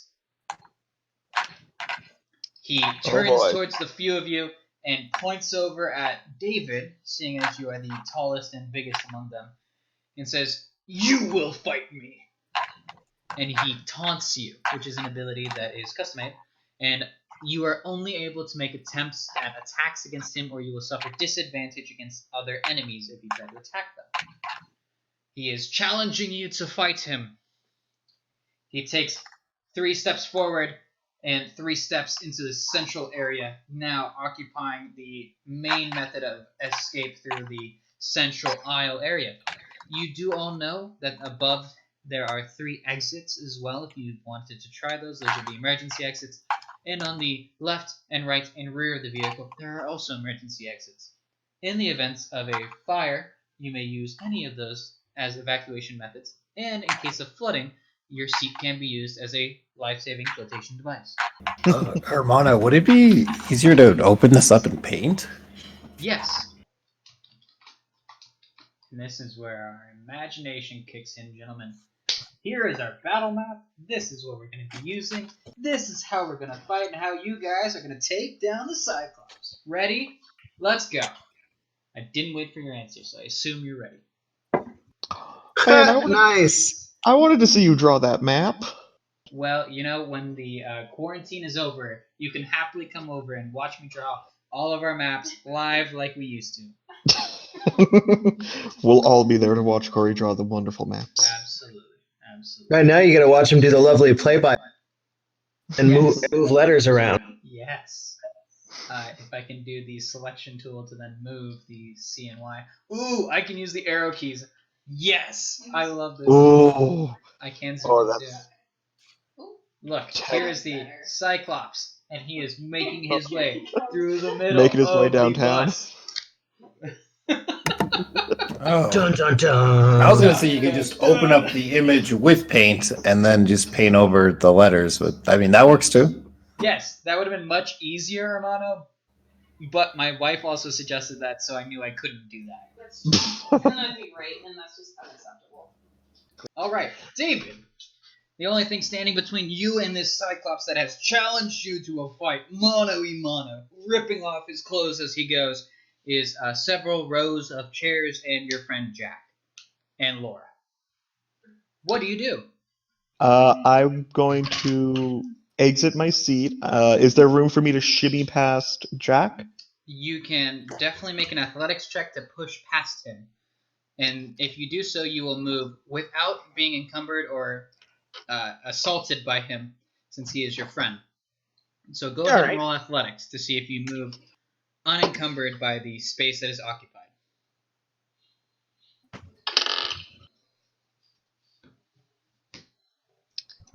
Athletic. Ooh, that's pretty. It's going to be a 15. All right. You take 1 point to move and stand up. You take another point to move through Jack, and a third point to enter into the middle aisle area. The aisle is 2 squares wide, which is roughly 10 feet, 3 meters for our metric friends. That is a big bus. It is. It is a huge bus, which is not to scale with the actual bus we rode on. I don't know, man. If your bus had actually been like that, that would have been awesome. Yes. All right, David, you have some points remaining. I In do. particular, you have 23 points remaining. I would like to. I'd like to pull out the. You know what? No, I'd like. Sorry, I'm like thinking like, do I want to do this? No, I want to do that. No, I want to do that. You do you, my friend. David's going to rage. All right, you spend 3 points to rage. You have 20 points remaining, and you are now raging. Rar. I'd like to. Now, when I raged, did the anchor appear, or am I holding no weapons? You are holding no weapons presently. Okay, I'd like to try to get, reach behind, try to do the awkward pulling of the anchor out of the backpack where it looks like a clown car. All right, you reach back and you grab a length of chain and quickly, as you're walking forward, withdraw a huge amount of chain that clunks on the floor, finally reaching to your anchor and you withdraw it and arm yourself.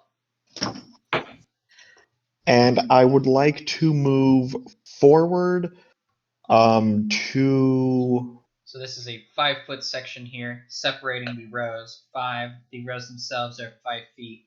So 5, 10, 15, 20, 25, 30 feet forward would put you somewhere close to here. How far do you wish to go? I just wish to move up to not the row that is in front of Laura, but the row in front of that. I want like one row of buffer between, since Laura's the most forward of the people sitting. I want to have like a row of buffer. All right, so you let me know when you stop. 1 point, 2 point, 3 point, 4 point, 5 points, 6 points. There. Okay. I want to go there. How many points do I still have? 14 points remaining. Well, in that case, let's put me another row up. All right. 7, 8 points. Yeah. So I'll bank the rest of the points that I have. All right. So that's going to be 12 points you are banking, and you are 5, 10, 15, 20, 25 feet away from the Cyclops. All right, that ends David's turn. We then go to Laura. Sorry, we go to Jack. You and Shotley, you being Laura, and Shotley are on deck. You two will need to negotiate who's going to go before the other. Jack disembarks his seat, proceeds forward, remains a cautious 10 feet behind David, and is going to then duck back behind here as he throws over his shoulder a dazzling thaumaturgy spell, which, having never been cast by him before, I will read to you the spell description for his thaumaturgy. All right. Thaumaturgy. You manifest a minor wonder, a sign of supernatural power within range. You create one of the following magical effects within range. I'm not going to list the magical effects. Instead, I'm going to choose what he does. He's going to create an instantaneous sound that originates from a point of his choice within his 30-foot range. 5, 10, 15, 20, 25, 30. He's going to pick in an arc around it that it's going to be from the passenger side. And I'm going to ask Shotley, what sound does Jack's thaumaturgy make? What distraction noise does he create? Destruction noise. It's when you have like the what do they call it? I don't know if you ever played with them, but it's those little the little sacks that you throw on the ground and they make like a Pop rocks. Yes, or poppets. Yeah, poppets. It's like 80 of those going off at the same time. Ooh. Do the windows have to make a saving throw? No, it is purely just an auditory sound being made, which is represented by the red dots and the sound waves that are being emitted from it. Again, not a great artist, but we're working with Microsoft Paint here, so I hope you appreciate it. And the Cyclops is going to make a wisdom saving throw to see if he gets distracted. Laura, would you like to roll the wisdom saving throw? Yeah. Hopefully. The Cyclops, with a -2 to his wisdom, rolls a 17. He notices that Jack, as he threw his hand over his side, made it look like he was throwing something, but like a dog that has been tricked one too many times by the invisible ball, the Cyclops does not flinch. He stares down David and braces for impact. That concludes Jack's turn. Shotley and Laura, which one wants to go first? Shotley can go first. Shotley. You have any? That's me. I will gauge the distance between myself and the Cyclops. 5, 10, 15, 20, 25, 30, 35, 40, 45, 50, 55, 60 feet to it. 60 feet. The bus is parked, correct? He did manage to put the bus into park, and as he was finishing, the radio announcements tore off his clothes and initiated combat with you. Got it.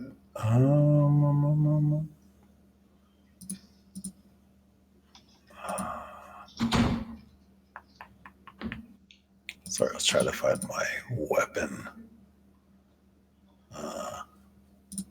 equipment, but I cannot seem to find it. All right, I will pull out my daggers. All right. You withdraw 2 steel daggers, or do you draw your celestial bronze daggers? I pull out my my pink with price tag still on them. I believe they were celestial bronze. Correct. You would Daggers? also know ahead of time that Cyclopses would not be affected by steel. You would have to use Imperial Gold, Stygian Iron, or Celestial Celestial. Bronze. Yes. I also don't recall having regular steel daggers. You did at the start of the campaign. Okay. I will. So you spend 1 point to arm yourself with both daggers. Yep, and I'm going to move. I'm going to jump over 2 rows to the front. All right. So like 1, 2. Go ahead and make an acrobatics roll or an athletics roll if you'd rather. Yep, I'll do an acrobatics roll. That will be. Where are you? That'll be a 14. All right. With ease, you are able to haul yourself over top of each and every section in front of you. How many do you go forward? I will go 2 rows forward. So 1 point, 2 points, 3 points, 4 points. Puts you 2 rows forward, and respectively spends 1 point, 2 point, 3 point, 4 point, which puts you 20 feet closer. The Cyclops is now 5, 10, 15, 20, 25, 30, 35, 40 feet away from you. And I will throw my dagger. All right. You expend 5 points of your 15 remaining. Go ahead and roll for an attack. This is your ranged attack, so make sure you add your dexterity modifier and your weapon proficiency bonus. Should be a +7 to hit for you. All right, with a +7, that will make it a 23. All right. You find it quite easy to target this man that's in the middle of this row. You whip your shoulder over the edge of it and quickly throw it forward. It flies end over end, impaling itself on his chest. Go ahead and roll damage. Your dagger should be 1d4.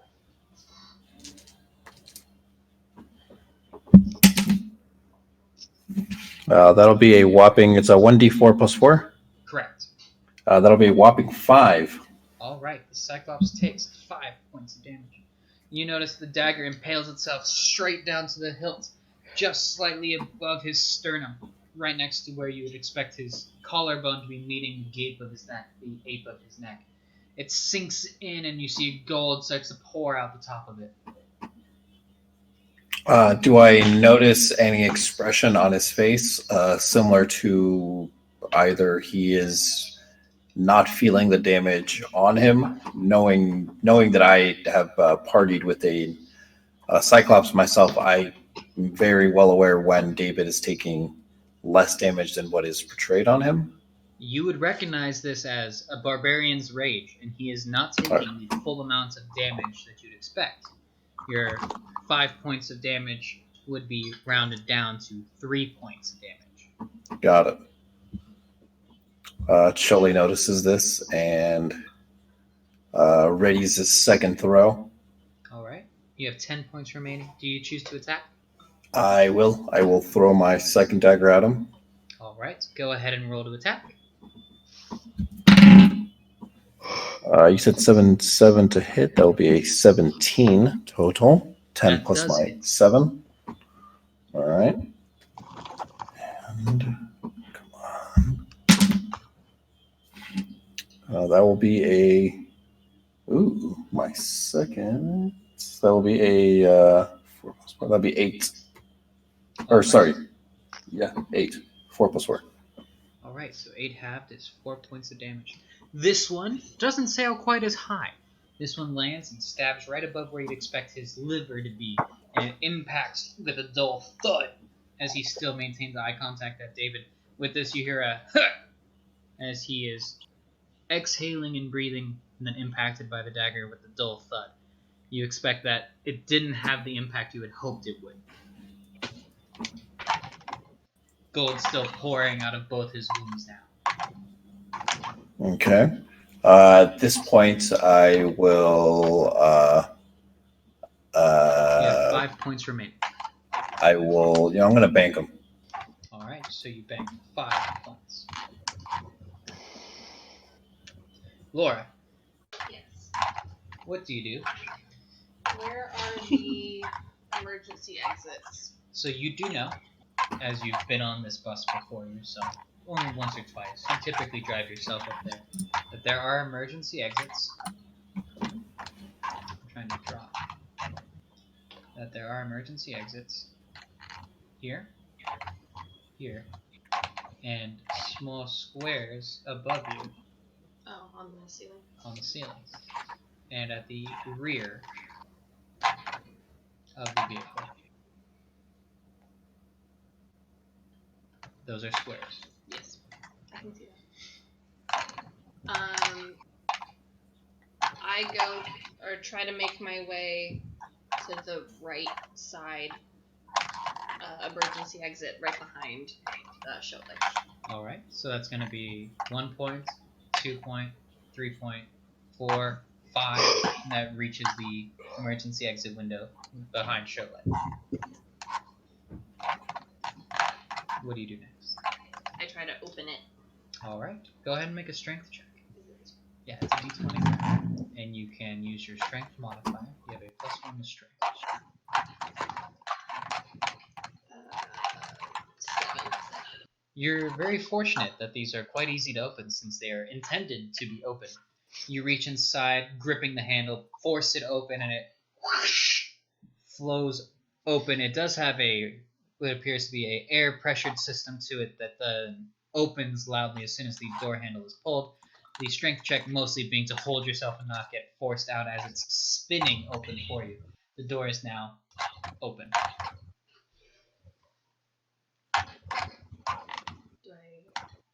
Let me draw you over. Well, what else do you wish to do? I stick my head out the window and try to figure out exactly where the bus is parked. You would recognize that the bus has been parked right out in front of the Cuesta Encantada, the front entry area to Hearst Castle. This is the area where most of the buses are disembarking. This one did stop slightly in front of that area, right before the Grand Gates, which is the opening central pathway. I try to take notice if I see any other tours wandering by, or if we're still too far away from the entrance for others. You are a little ways out in front of the other tours. The other ones have gotten past the gates and are still disembarking their own buses and ascending the grand staircase in front. But we're in view of The other buses that are... You can see the other buses, yes. Okay. So I try to get out of the window and call back. Shouldn't we just leave?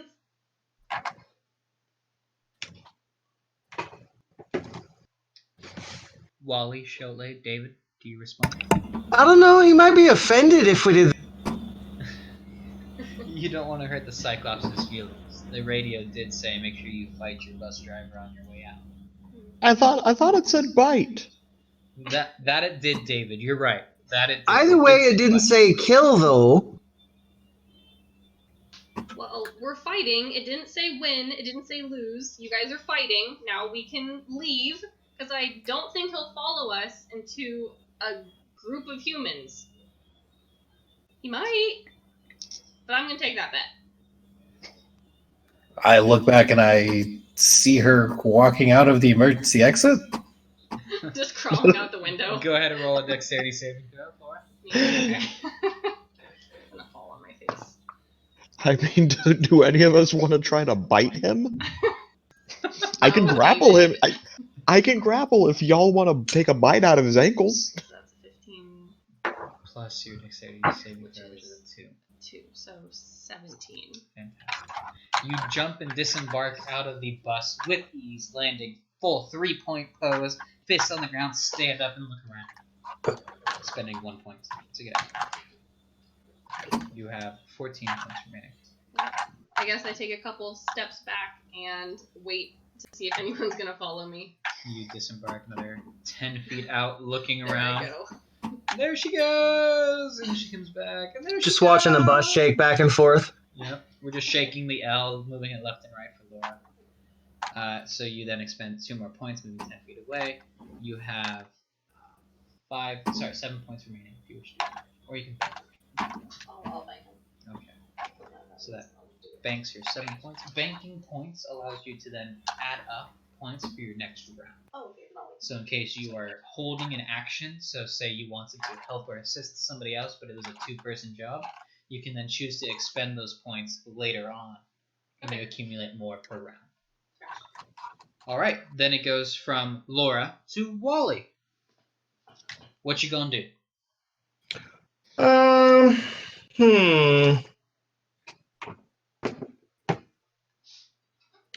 Well, I really don't have a straight line shot. You do have a straight shot at him. You would just need to throw it over the seats in front of you. There is a 10-foot ceiling above the chairs themselves, so you could arc it if you wanted to try. It's just 60 feet away. A huge bus. Quite large. It is a big boy.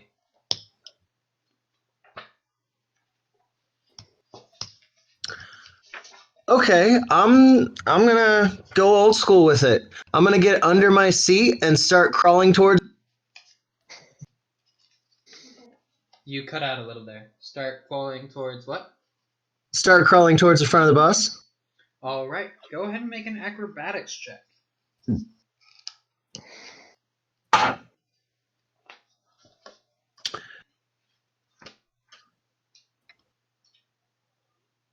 It's a 6.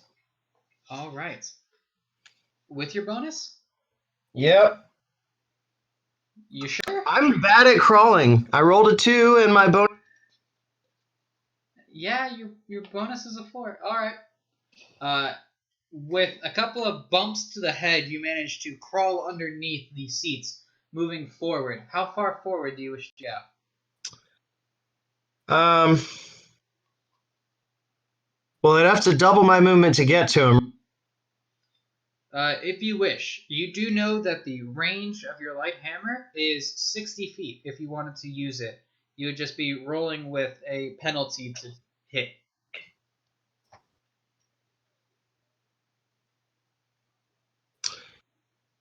I'm gonna go 45 feet. How many points left?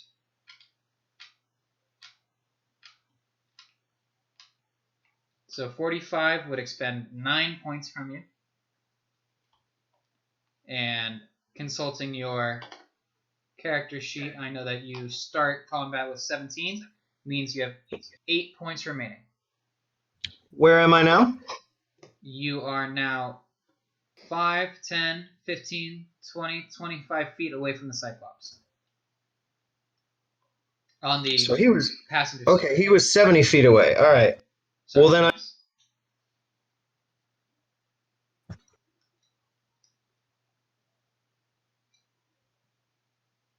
Hello? I said I didn't realize he was 70.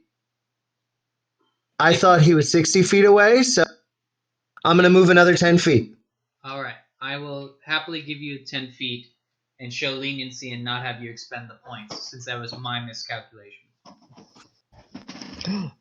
Free 10 feet. Either way, I'm 15 feet away from it. I'm gonna bank the rest of my points. All right. So you bank your 8 points. I should also be hidden, right? You can roll to hide if you wish. Being I just clear, figured though, I was under a seat, so kind of automatic. he does not have line of sight on you, but you were thunking your head the whole way. Oh, okay. So you can choose to hide if you want. There would only Yeah. be a bonus action for you of 3 points. Okay, I'll do that. All right, go ahead and roll stealth. Even with my bonus, that's a 12. All right, then I'm happy Good to know that lord. going forward. The Cyclops, is not very perceptive. So you may just get away with it. Yeah, but my dice is evil tonight. Clearly. With his big eyes still focused on David, he is going to give a bull rush charge and finish with a multi-attack against David. For this, David, he is going to make a melee basic attack using his great club, which has a +9 to hit. What is your armor class? Do I get an attack of opportunity as he passes? You are not within melee range of him since he's going to be traveling along the driver's side. The pathway is 10 feet. Had you been 5 feet closer, you would, yes. Okay. So my armor class is 14, but I do remember that on the physical paper you had told me, and I put down that it's +2 with the diving suit. Since I raged and I kind of get that as an aura, do I still get that +2, or is that just I have to physically wear the suit for that? You would still be receiving that bonus, yes. Okay, so then it will be a 16. Okay. Then let me go ahead and roll against your armor class. His first melee attack as he's charging against you, he rolls a natural 1. Wally, you did bank up some points along the way if you wanted to expend them as he gets close. You may. Because that's how we're going to be handling reactions. If you would rather do that. If I use any of those points, I'll lose my stealth and the points I need to attack. Yes, so I kind of have to stay where I am for now. Yes, you could also apply sneak attack damage on it if he hasn't seen you, which was your initial goal anyway. Yeah, I just didn't realize I was so far from the.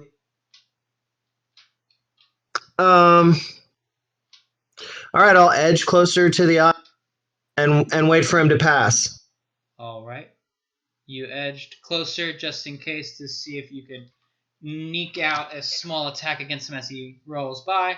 Go ahead and roll your attack of opportunity, Wally. This is going to be strength-based for you. Yeah, I'm going for his ankles. Probably his Achilles. Doesn't really matter. I rolled a 4. My strength is a 2. That's a 6. Unfortunately, that does not penetrate his armor class. You whip your hammer out, full strength in it, and you wail on his elbow. You hit just above his Achilles tendon with the thick, meaty, muscular legs that he has. You see it impacts and ripples and barely leaves a mark. He keeps on running by, charging towards David. David? Yeah? Go ahead and make a strength check. Ooh. And you do have advantage on those since you're raging. Yeah, I was just about to look that up to be like, I do have that, right? I'm sorry, you may use athletics. if you wish.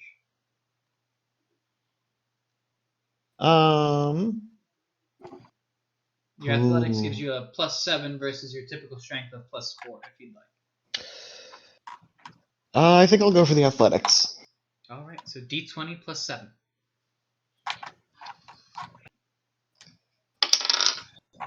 That is going to be a 17. Awesome. So you manage to, as he's running by, he swings and gets a big whiff as you feel the rush of the club pass by and disperse the air near you. The club itself impales about 2 inches into the metal aisleway right next to you as he tumbles forward into your grasp. You, laying down your anchor for a moment, grip him in a bear-like hug and manage to grapple and hold him tight, preventing him from making his second multi-attack. Instead, he's going to try to break your grapple, and you rolled a, what was it? 17 for the athletics. All right, he's going to try to break your grapple.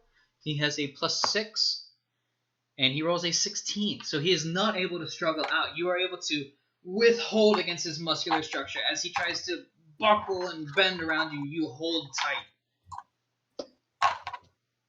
That concludes his turn, and it goes to you, David. Okay, so you were kind of cutting in and out for a second. He is still in the bear hug grasp. Yes, you have grappled him. Which means that his movements is currently 0, and all his attacks are made with disadvantage until he breaks his grapple. How many points to bite him? You may you may use a bonus action if you wish to bite him using 3 points. Alright, I would like to bite the Cyclops. All right. Seeing as you have him grappled, you will have advantage on this attack. I can roll for advantage to bite. Yes.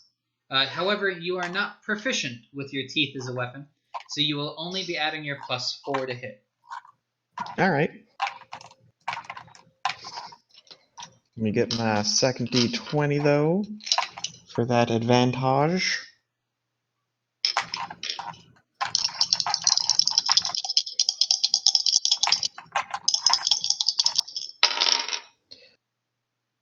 So 15, and you said +4?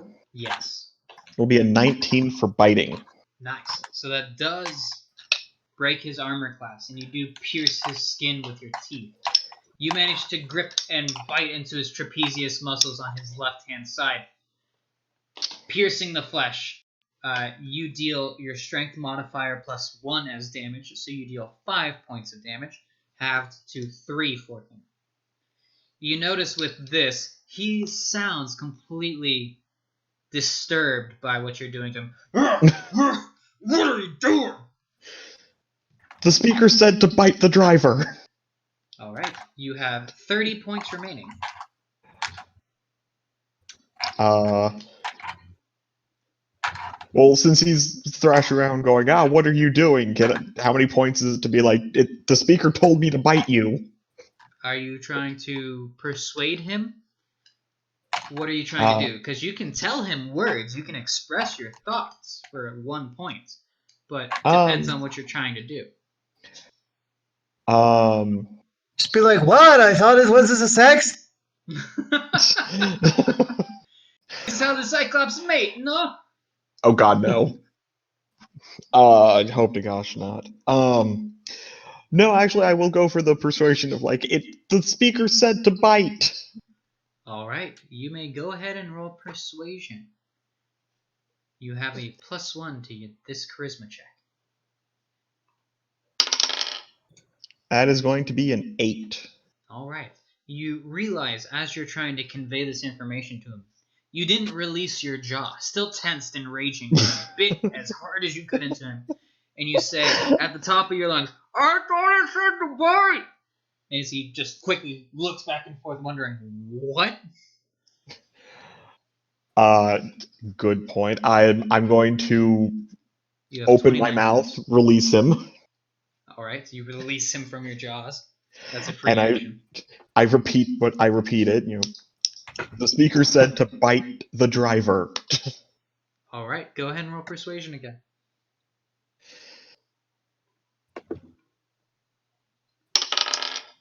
Ooh, that's going to be a lucky 13. All right.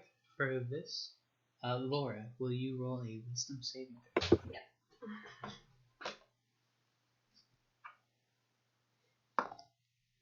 He rolls an 11, which is -2, 9. He looks over at you, perplexed. Did it say to bite? I thought it said to fight. And you notice his rage dissipates in his confusion. His muscular structure relaxes in your arms, and he seems to be struggling less now. He looks about. I thought it said to fight. Are we not gonna fight? I thought it said to bite, but I mean, if you really want to fight, we could go outside the bus and just and not rage and we'll have a friendly fight. Oh. Okay. Because if we friendly fight, we can fight again later. That's a good idea. Why don't we do that? Well, okay. That gray girl, she jumped out the window. You guys want to use the front of the bus? Sure. I also I'm going to let him go from the grapple as we're talking. All right. You notice as you release him, you get a shove back from him as he's disembracing from you, and he looks back at his brow and he says, "Yeah, I like to fight. Let's do more of that. It's been a while. How long's it been? Most people don't fight me. Aww. Well, they call it fight. They just scream and I eat them." Ooh. I bet the shoes are stringy. I get some of the plastic covers stuck in my gums. Oh, that's rough. Yeah. Let's go out. Okay. The Cyclops and David disembark the bus. Wally, Shotley, and Jack looking a little perturbed by the situation. Wally, what do you do?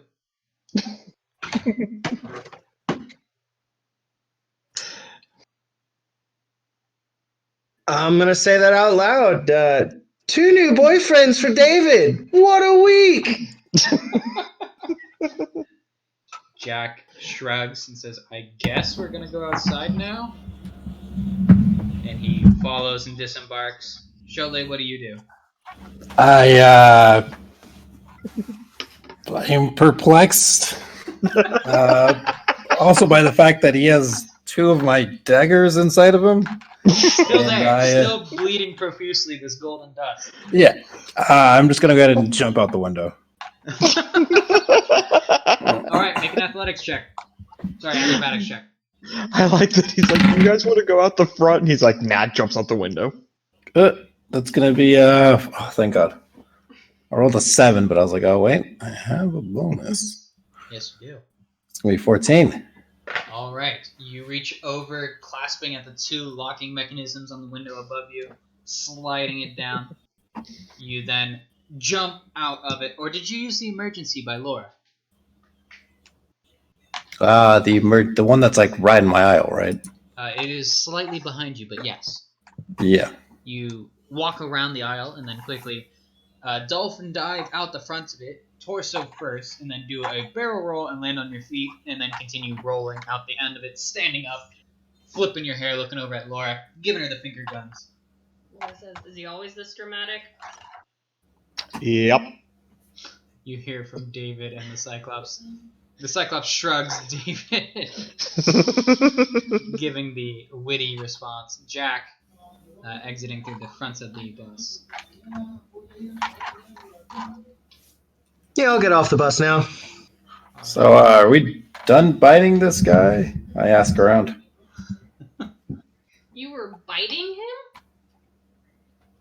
He seems was. to like it. I point at David.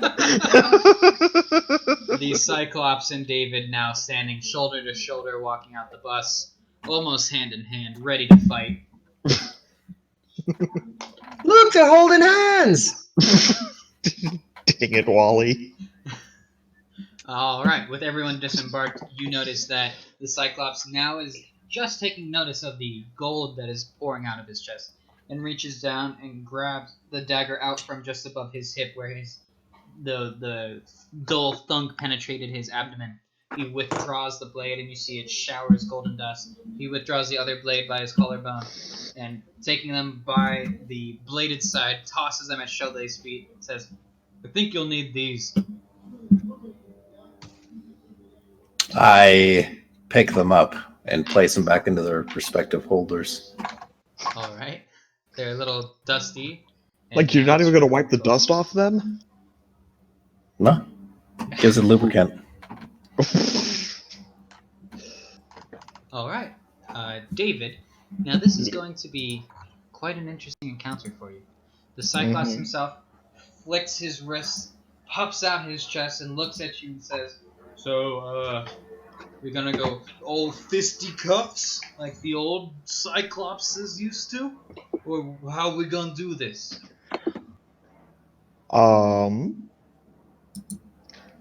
You know what? David hasn't had a lot of the hand-to-hand fights lately. Let's go old school with this. Let's do it Ares cabin style. All right. Both of you then enter your rage and you start to wail on each other. Go ahead and roll initiative. This is a d20 roll with your dexterity modifier to see which of you gets to strike first. So, Bork. It's going to be an 18 for David. Fantastic. The Cyclops rolled a 6. So you're first. David, you stand out in front of this tour bus, right in front of Hearst Castle, broad daylight, standing out, dukes out, ready to go toe-to-toe with this Cyclops after he previously had challenged you to a fight. He flexes his chest, gets ready to rumble. What you gonna do?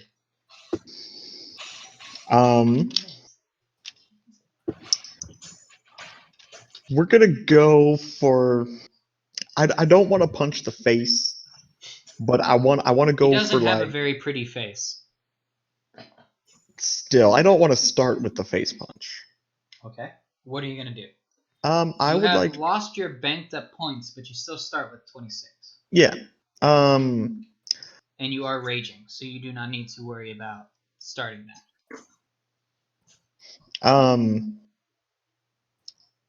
Just gonna go for the like a nice solid punch to the stomach region.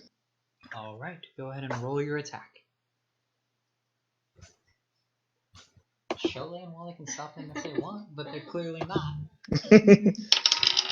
Jack and Laura can do it too. Jack's just like shrugging his shoulders, saying, "I guess this is what Cyclops do." Taking him back to his Ares cabin days, apparently. Yeah, but we're doing this for the funsies. We're not trying to like murder each other yet. So I rolled a 7. I'm trying to see what the So you are proficient with open-handed attacks. So your fist does count as a hand attack, so you would add your strength plus your proficiency bonus of +7. Okay, so that would be a 14. All right, 14 is his armor class, so that does hit. So Cool. you roll your... Sorry, for open-handed attacks and bare-knuckle brawling, you would deal your strength modifier +1, +2 because you're raging. As with all of your damage, you remember that you do a +2 to all whenever you deal it while raging. So Okay, you so deal 4 + 2 + 1 is 7 points of damage, halved to 4 for him. Okay, so that's. And where do you land this punch? What does it sound like?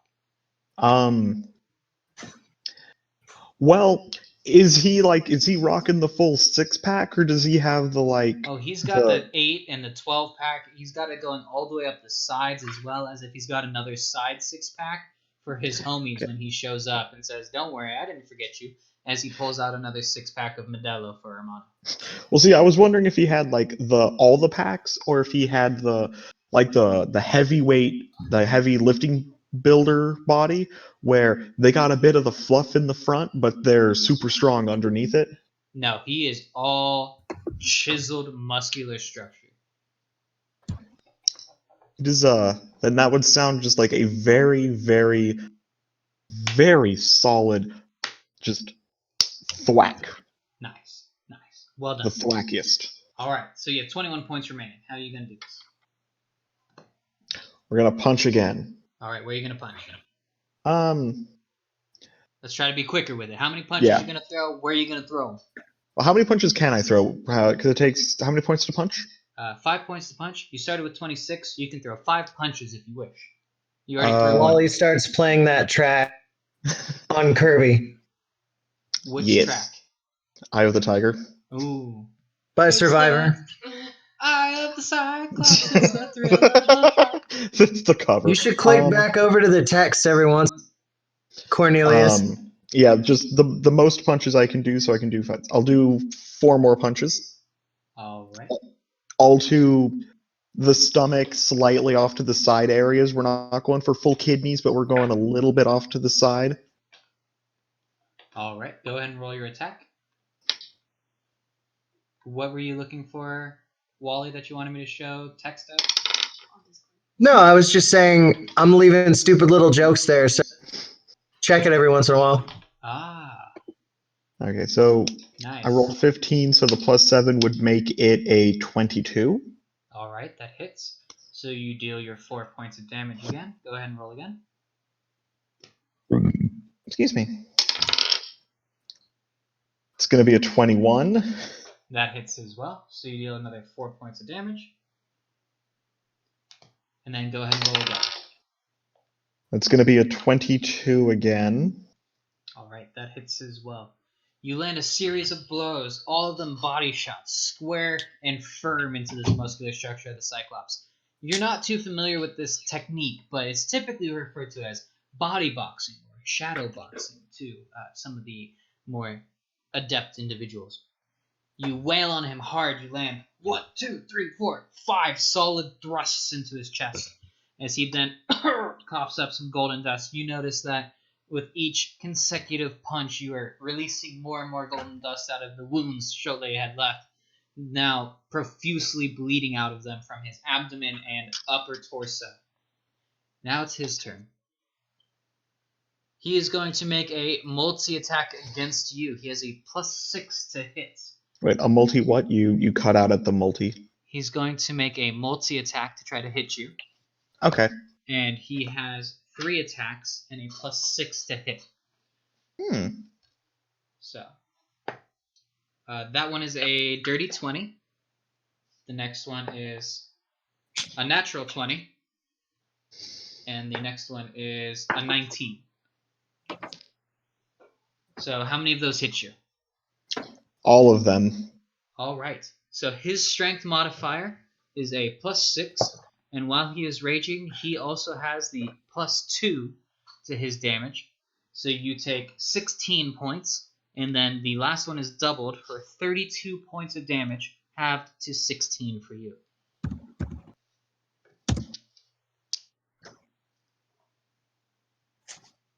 Okay. All right.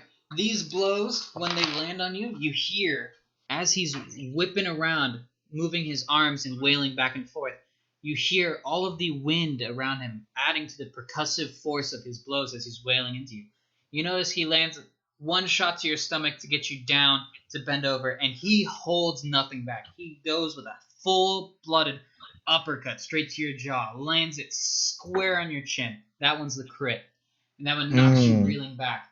He then advances forward and then punches you square in the jaw again as you're reeling back and forth, knocking your head to the side. What you gonna do?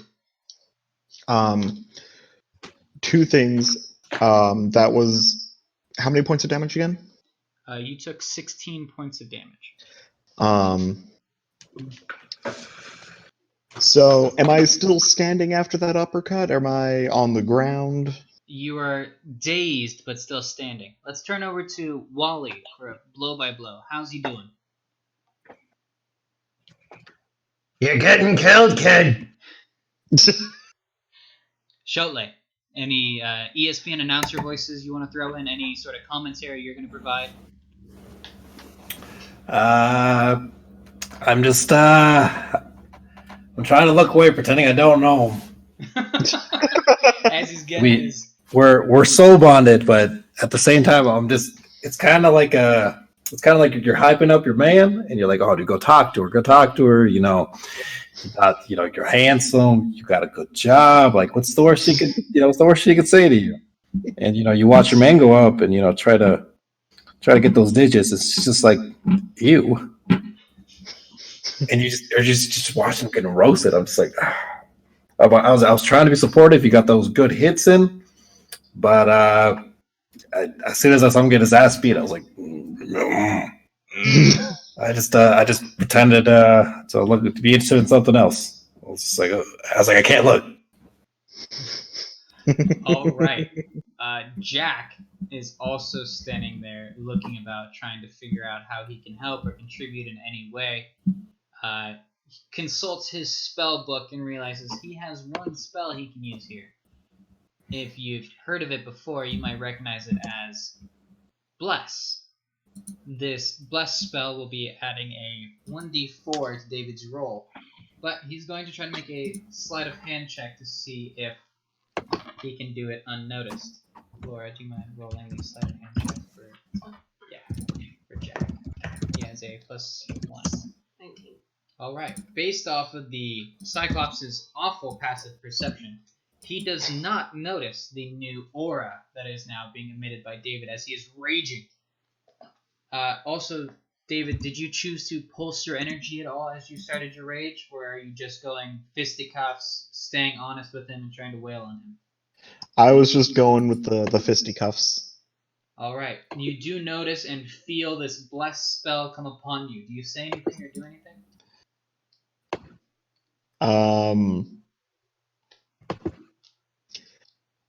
Yeah, I'm gonna kind of be like, why do I feel tingly?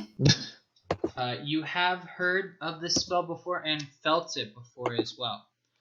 So, the bless spell, Jack can choose up to 3 creatures of his choice within range. Whenever that creature makes an attack roll or a saving throw before the spell ends, the target can add 1d4 to the number rolled on the attack or saving throw.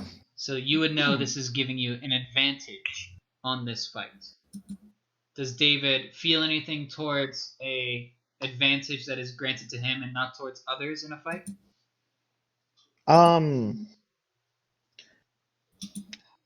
Typically no, but this was it was going to be a fun fight. We weren't going to try to kill each other. We were having a fun, friendly fight, and we were doing the fisticuffs. You're But, also a teenager who wants to test their strength, you know? yeah. But the way that the spell was worded by the DM just now is that I can choose to add that D4. Oh. So the way he just worded it, I can have it, but I don't necessarily have to use it. Correct. The spell says that you can add it to your roll. Okay. I don't plan to add it to my roll, but it's good to know that I have the option to opt out of it. I can still get that tingly feeling as long as I don't act on it. Okay. If you'd rather not use it, you don't have to. With that, you hear the last closing remark of Cholet with the groan as you start to wail on this Cyclops again. Cholet, do you mind reiterating the groan? Alright, David, what do you do? I'm back at my full points. You banked up 1 point from the previous round. You now have 27. Ooh, 27. Let's go. I'm gonna go. Yeah, I'm gonna go punch him in, go for another stomach, but then I also want to do an uppercut. Ooh. So it's gonna be I have to math, a 15. Alright, a 15 does hit.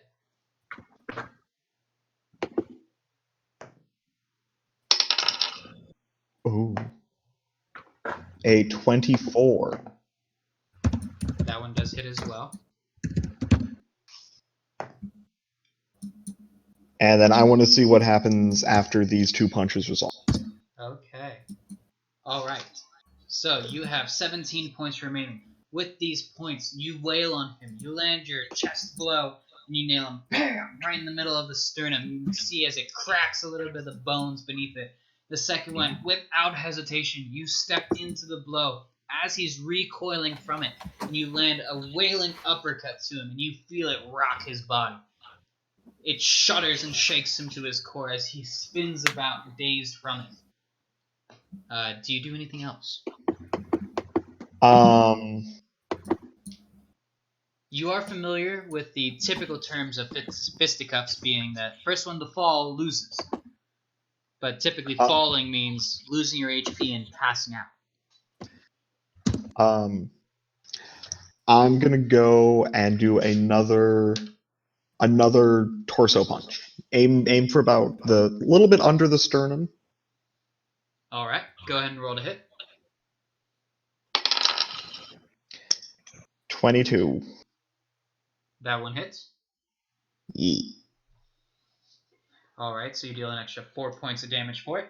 This one, you step into it as he's still riling back from the previous blow, sucks in a bunch of air, and you whack him square in the stomach, and that expends all of his air, and you get a whole mouthful of stale, musty air as it expels some gold dust in your face. Ooh, He's stanky. still standing. You notice that right about now he wipes some of the spittle from his face. You notice that your blows are taking effect, but he's not really looking any slower. He's not looking like he's really that hurt.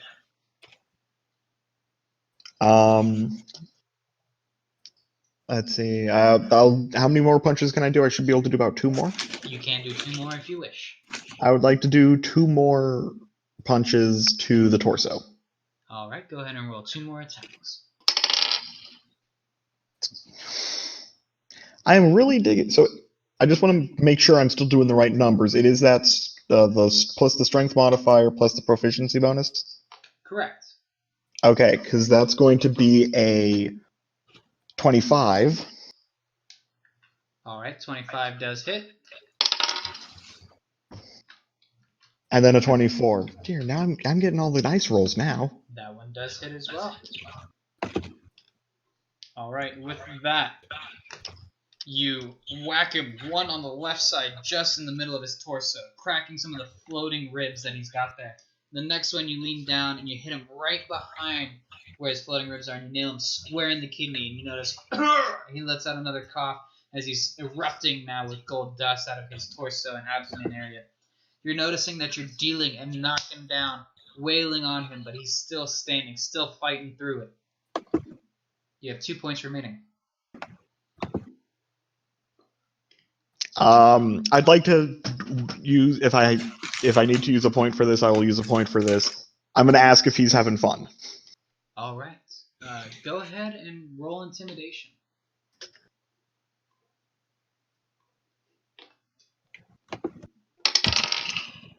It's going to be 17.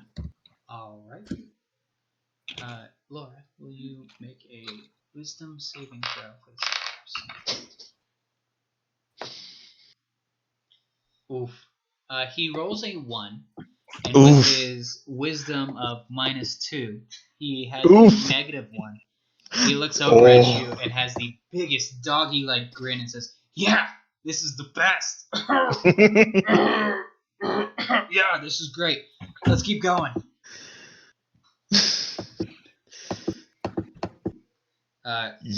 David, I need you to roll perception, please. I need Wally and Cholet to do the same. Perception's going to be a 7. Dude! Is that a good dude or a bad dude? My perception is a +2 bonus, so the total's going to be a 3. Ooh. Cholet. Mine will be a 14.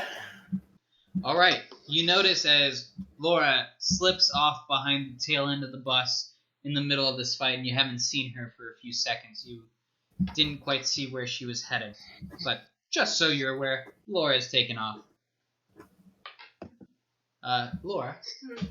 Yeah. What are you doing? I am gonna look under the bus for like the emergency bus kit and see if they have a fire extinguisher.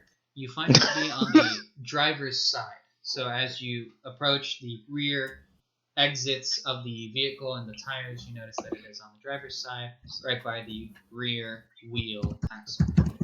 Okay, I grab it and You open the canister, you find the section, you open the section, find the canister, withdraw it. Yep. And I make my way back to David. Are you going to the front, to the back? Whichever way shortest. I'm not trying to You would go to be the back. sneaky back then. Okay. You make your way to the back, following around the corner. Do you choose to be sneaky or no? No, I'm not hiding anything. Okay. You approach, and right as you're approaching, you whip around the corner as the Cyclops takes his turn. The Cyclops is again going to try to make 3 attacks against you, David. Okay. With his classic +6, he rolls a 18. Does that hit? hits. That does. The second one being a 9. 9 total. 9 total, yes. Does not hit. And the last one being a 24. That one hits. All right. You starting to get a feel for his typical fighting style. You've been in this brawl for a couple of rounds with him. You know how he's got a typical lead up to the uppercut. You see he throws out one quick jab with his left hand towards your face. He lands a square punch on your jaw, dealing his damage, which was previously 4 points to you. So he deals the 4. You then see the next part coming. You know this is his lead up and build up towards his uppercut. He steps in and you block and you guard it with both your forearms as you hit the elbow, bottom of your elbow, square on his knuckles as he goes, ow! And you feel like he broke something in his fingers. The last punch he then throws with his left hand, the previous one that wasn't busted by your elbow block, and lands a square cross against you as well, dealing 8 points of damage, halved to 4. Ow. Ow. With that, we go back to Wally.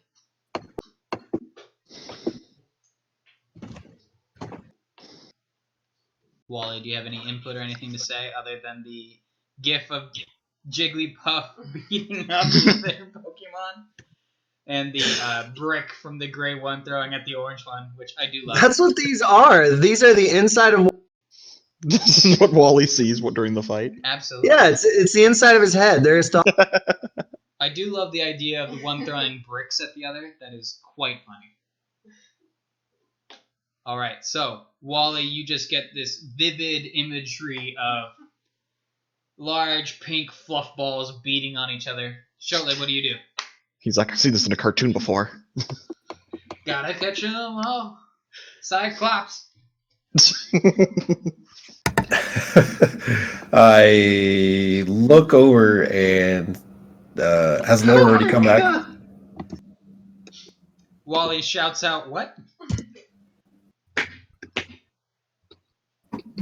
There's a better angle. That is beautiful. I will be sure I include that while I edit these. Ooh. Oh god. No. So the first gif is the I'm gonna do all the torso punches. The second one is the uppercuts. Yes. You whack them into next week.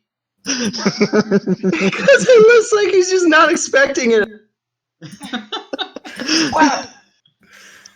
All right, Shortly. Yes. Do you have any auditory or any sort of stimulus you want to add to this? No, I'm watching two grown ass men. I just go over to Wally and I quietly whisper in his ear, like, "Should I want me to just kill the guy?" Or... I mean, I'd make popcorn, but I'm not sure I could get him out of Kirby. I feel like, Kirby, can I have some popcorn? I look at him with a very stern face. Is that a yes or a no? As I reach Yes or into no? my, What? Sorry, I'm enjoying this. am I ending his life or not? The assassin in Shutley is starting to show. Like, is this a fight? Do Oh, I if you're kill him getting now? bored, you could go get some food or something. They need to settle this though. I walk about maybe 60 feet out, and I pull out my bow. All right. You walk 60 feet away, and as soon as you finish walking away, you notice Laura approaching. You see out of the corner of your eye a very slender female walking around, rounding the corner, carrying a abnormally large and comically large fire extinguisher that is roughly 3/4 the size of her, built for the bus. What do you do, Laura? I try to hose down David and the other side. All right, David. Laura's sick of this.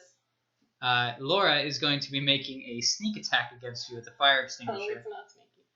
Go Right, ahead and roll a ranged attack. Just one of them. You're rolling it with advantage. That's why I provided you 2 dice. Do this. And then another. So you rolled a 15 for the first one, so you hit the Cyclops. David, go ahead and roll a dexterity saving throw. Dexterity saving. Yeet. Yes, and with your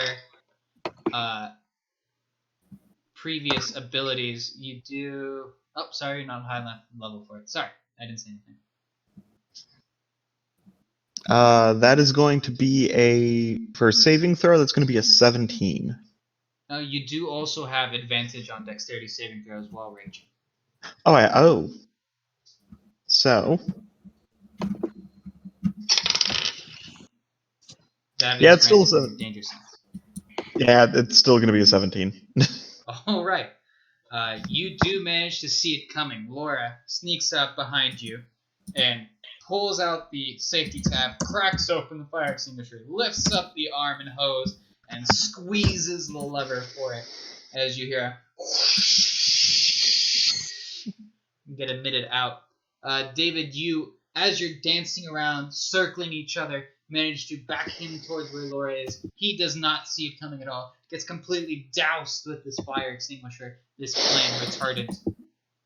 You do see it coming, however, and you do step back from it. Laura, do you say anything? Yes. Knock it off. First of all, David, you thrown some punches, the other guy's thrown some punches, so you should be good. And I turn to the other Cyclops. Don't you have more people to pick up? The bus is supposed to run every 20 minutes. You're late. You may go ahead. Do you want to use intimidation or persuasion? Persuasion. Okay. Yes. Roll with advantage. Okay. Hey, you're just saying that because. With advantage means rolls twice. Oh, twice. 19. All right, so that is a 19. The Cyclops looks over at you, again furrowing his one brow, which looks a little weird with only one eyebrow. It's kind of like a monobrow over the top. It just forms like a V in the middle as he just looks at you, gives a big frown. I guess I should. I don't want to lose my job. Fine, I got my Cyclops wife at home. She'd be angry. You won't like her when she's angry. Ooh. He walks over towards the bus, sees bits and pieces of his clothing as he's approaching, grabs them and tries to put them back on in small slots and different pieces of cloth that have been torn and ripped, just trying to paste them onto his body as he's going, picking them up. David, what do you do? His rage ended with the flame retardant. I'd like to reach into my pack, pull out one of my ambrosia, and offer it to him because he's bleeding. He needs to get some health back. Thanks. Nobody other than the wife really helps me much. Thanks. He reaches out his big meaty paw, and grips the ambrosia and stuffs it into his mouth and swallows it whole without biting. Mmm, tastes like slop. Oh, my wife makes good slop. It's also gonna make you feel a little better. I noticed you had some dust poofing out, so that it should fix the dusty parts. You notice as it slides down his throat, his wounds start to heal. Some of the bruising on his chest and chin start to turn a slighter pink shade, and the wounds on his neck and abdomen do heal closed and shut. Did you have fun? Yeah, it's been a while. That's more fun than I have at home with my wife. Well, I'm glad you had fun. Yeah, when my wife beats me, I don't get to fight back. Ooh. What's your name? Daniel. Well, thanks for the fight, Daniel. Yeah. We'll probably see you again later. We always seem to run into people. We might run into you again if we visit again. Yeah, man, that'd be great. Do you have like a number I can call or something in case I want to fight you again? I don't know what my number is. Do you have a number? Yeah. My number's 14. 14. Yeah, it's a 1 and a 4. I know what those ones are. I don't usually know what they are together though, but thank you. Yeah. If you go to a phone and you go to the Hades directory and you sub search the monsters. I'm Cyclops number 14. My name's Daniel. It's nice to meet you. I do have a family of 3 other smaller Cyclopses as well. My wife, her name is Bartholomew, and my 2 other children, one's name is Derek, and the other one's name is Doll.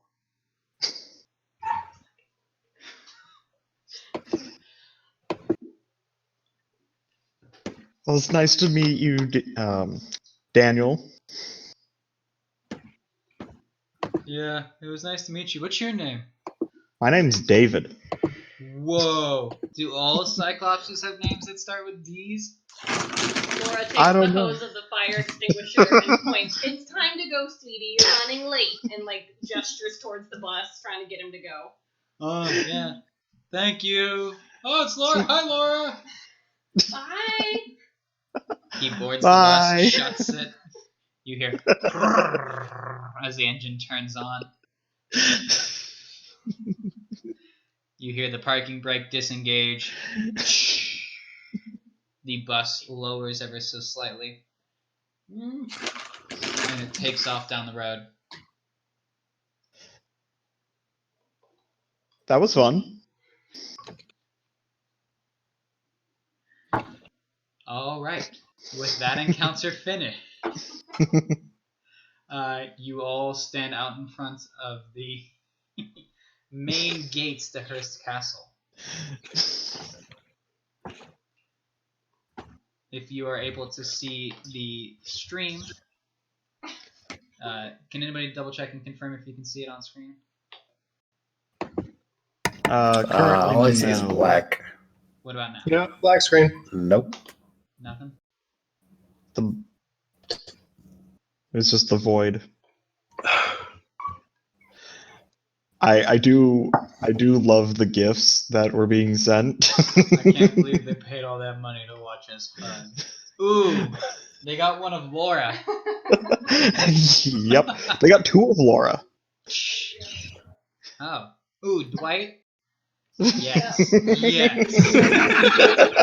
Just not having it. Very black mood. I had to try not to laugh when I was seeing these. All right. Well, you gentlemen are right here, right at the gates leading up to it. You're able to see the large gathering and pavilion areas. There's a walkway and path off to your right. The buses were supposed to be delivering you up further, just past the pool and grand entrance, but you were just out front of the front gate.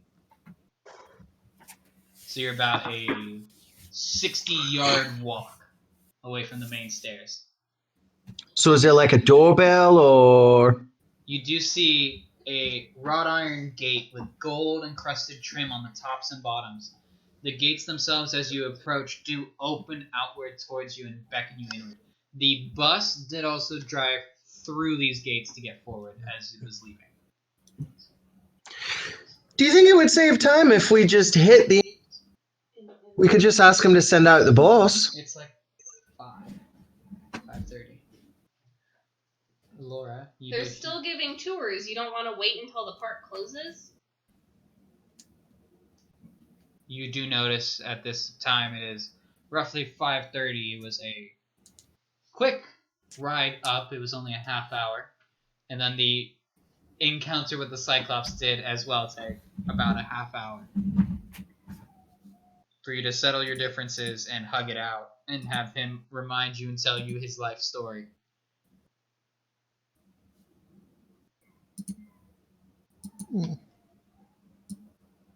I don't know. Laura seems pretty mad, so I think I'm going to listen to Laura. Okay. Track that whip through. Laura still has the fire extinguisher, and David doesn't want to get hosed down with the extinguisher. Yeah, it's cold. You're immune to fire, not cold. I know. Although, if any of the foam did get on me from when she sprayed the guy, can I make a Santa beard? You're able to pick up some of the foam off the ground and put it on your face, yes. We have about an hour with regular humans still wandering around. We have the castle, the gardens, and 2 pools that I can show you. Or do you guys want to start, randomly fighting people again? It was a friendly fight.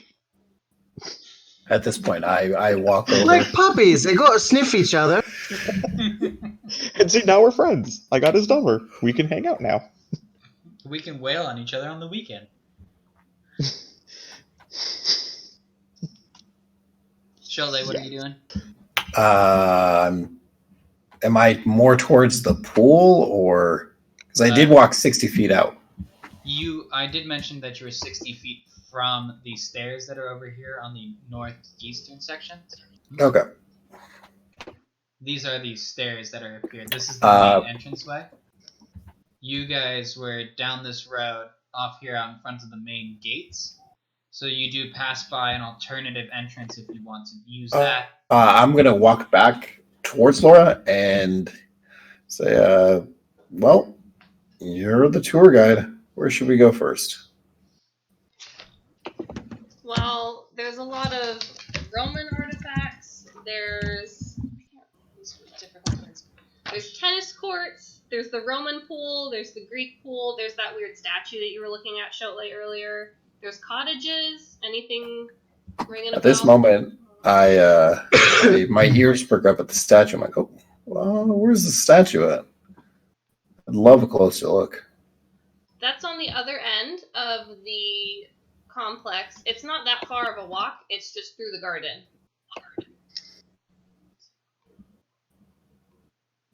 Perfect. And I say, are there any problems with this route here? And I point to the alternative left route. This one to the right? So the stairs. Yes. Yeah, that route would actually be a little bit shorter. Perfect. Okay, that way. Upon approaching this dogtail right, Wally, David, Jack, Laura, and Shole, as you look amongst yourselves, you notice that none of the tour guides are leading their groups through here. Some of them you can still hear announcing different bits and pieces of information about the Neptune pool just up and to your left. You also notice that there are some tour guides that are still going through the main entranceway and still taking tours of the house themselves. You do notice that some of the tour guides are now just arriving and departing from other buses as well. Some of them honking and angry at the other bus driver that was holding up the traffic. The other buses for the other tours were honking at the previous one that took his time to fight you instead of letting you disembark like normal.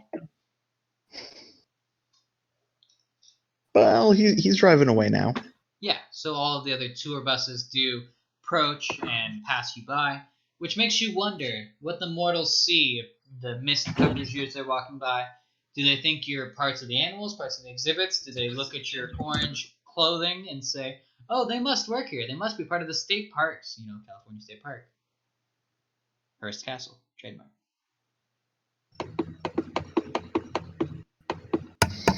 Yes, the trademark. So what do you gentlemen do? And lady. I'm making my way towards the statue. All right. So you can take the dogtail right, and you notice that there's a flight of stairs in front of you. On your left at the top of the stairs, those go towards the Neptune pool, and the right go to another flat area that you can then proceed from towards the statue itself. Does everybody follow shortly? Shortly behind shortly, or shortly behind shortly? Well, since she said that there's a Roman pool and a Greek pool, I would like to ask, is it like freshwater pool or is it like a saltwater pool? What kind of pool are we talking? Well, one is an indoor pool and one is an outdoor pool. They are both freshwater Ah. and both Roman. Oh, I thought one was Roman and one was Greek. One is named the Roman pool, the other is named the Neptune pool. You, being a child of Poseidon, know that Poseidon is Greek, Neptune is Roman, and the word Roman is Roman. So, Yeah, sorry, I thought I must have misheard. No, I said the wrong thing.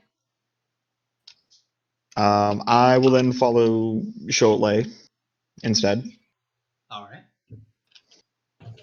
You do get a faint whiff of the fresh water nearby from the Neptune pool as you ascend the stairs, and you heal 1d4 HP. 1d4? Yeah. Okay. So I wanted to clarify, you kind of went a little auto-tune there for a second. It's all good. So 1d4 is... I got a 2.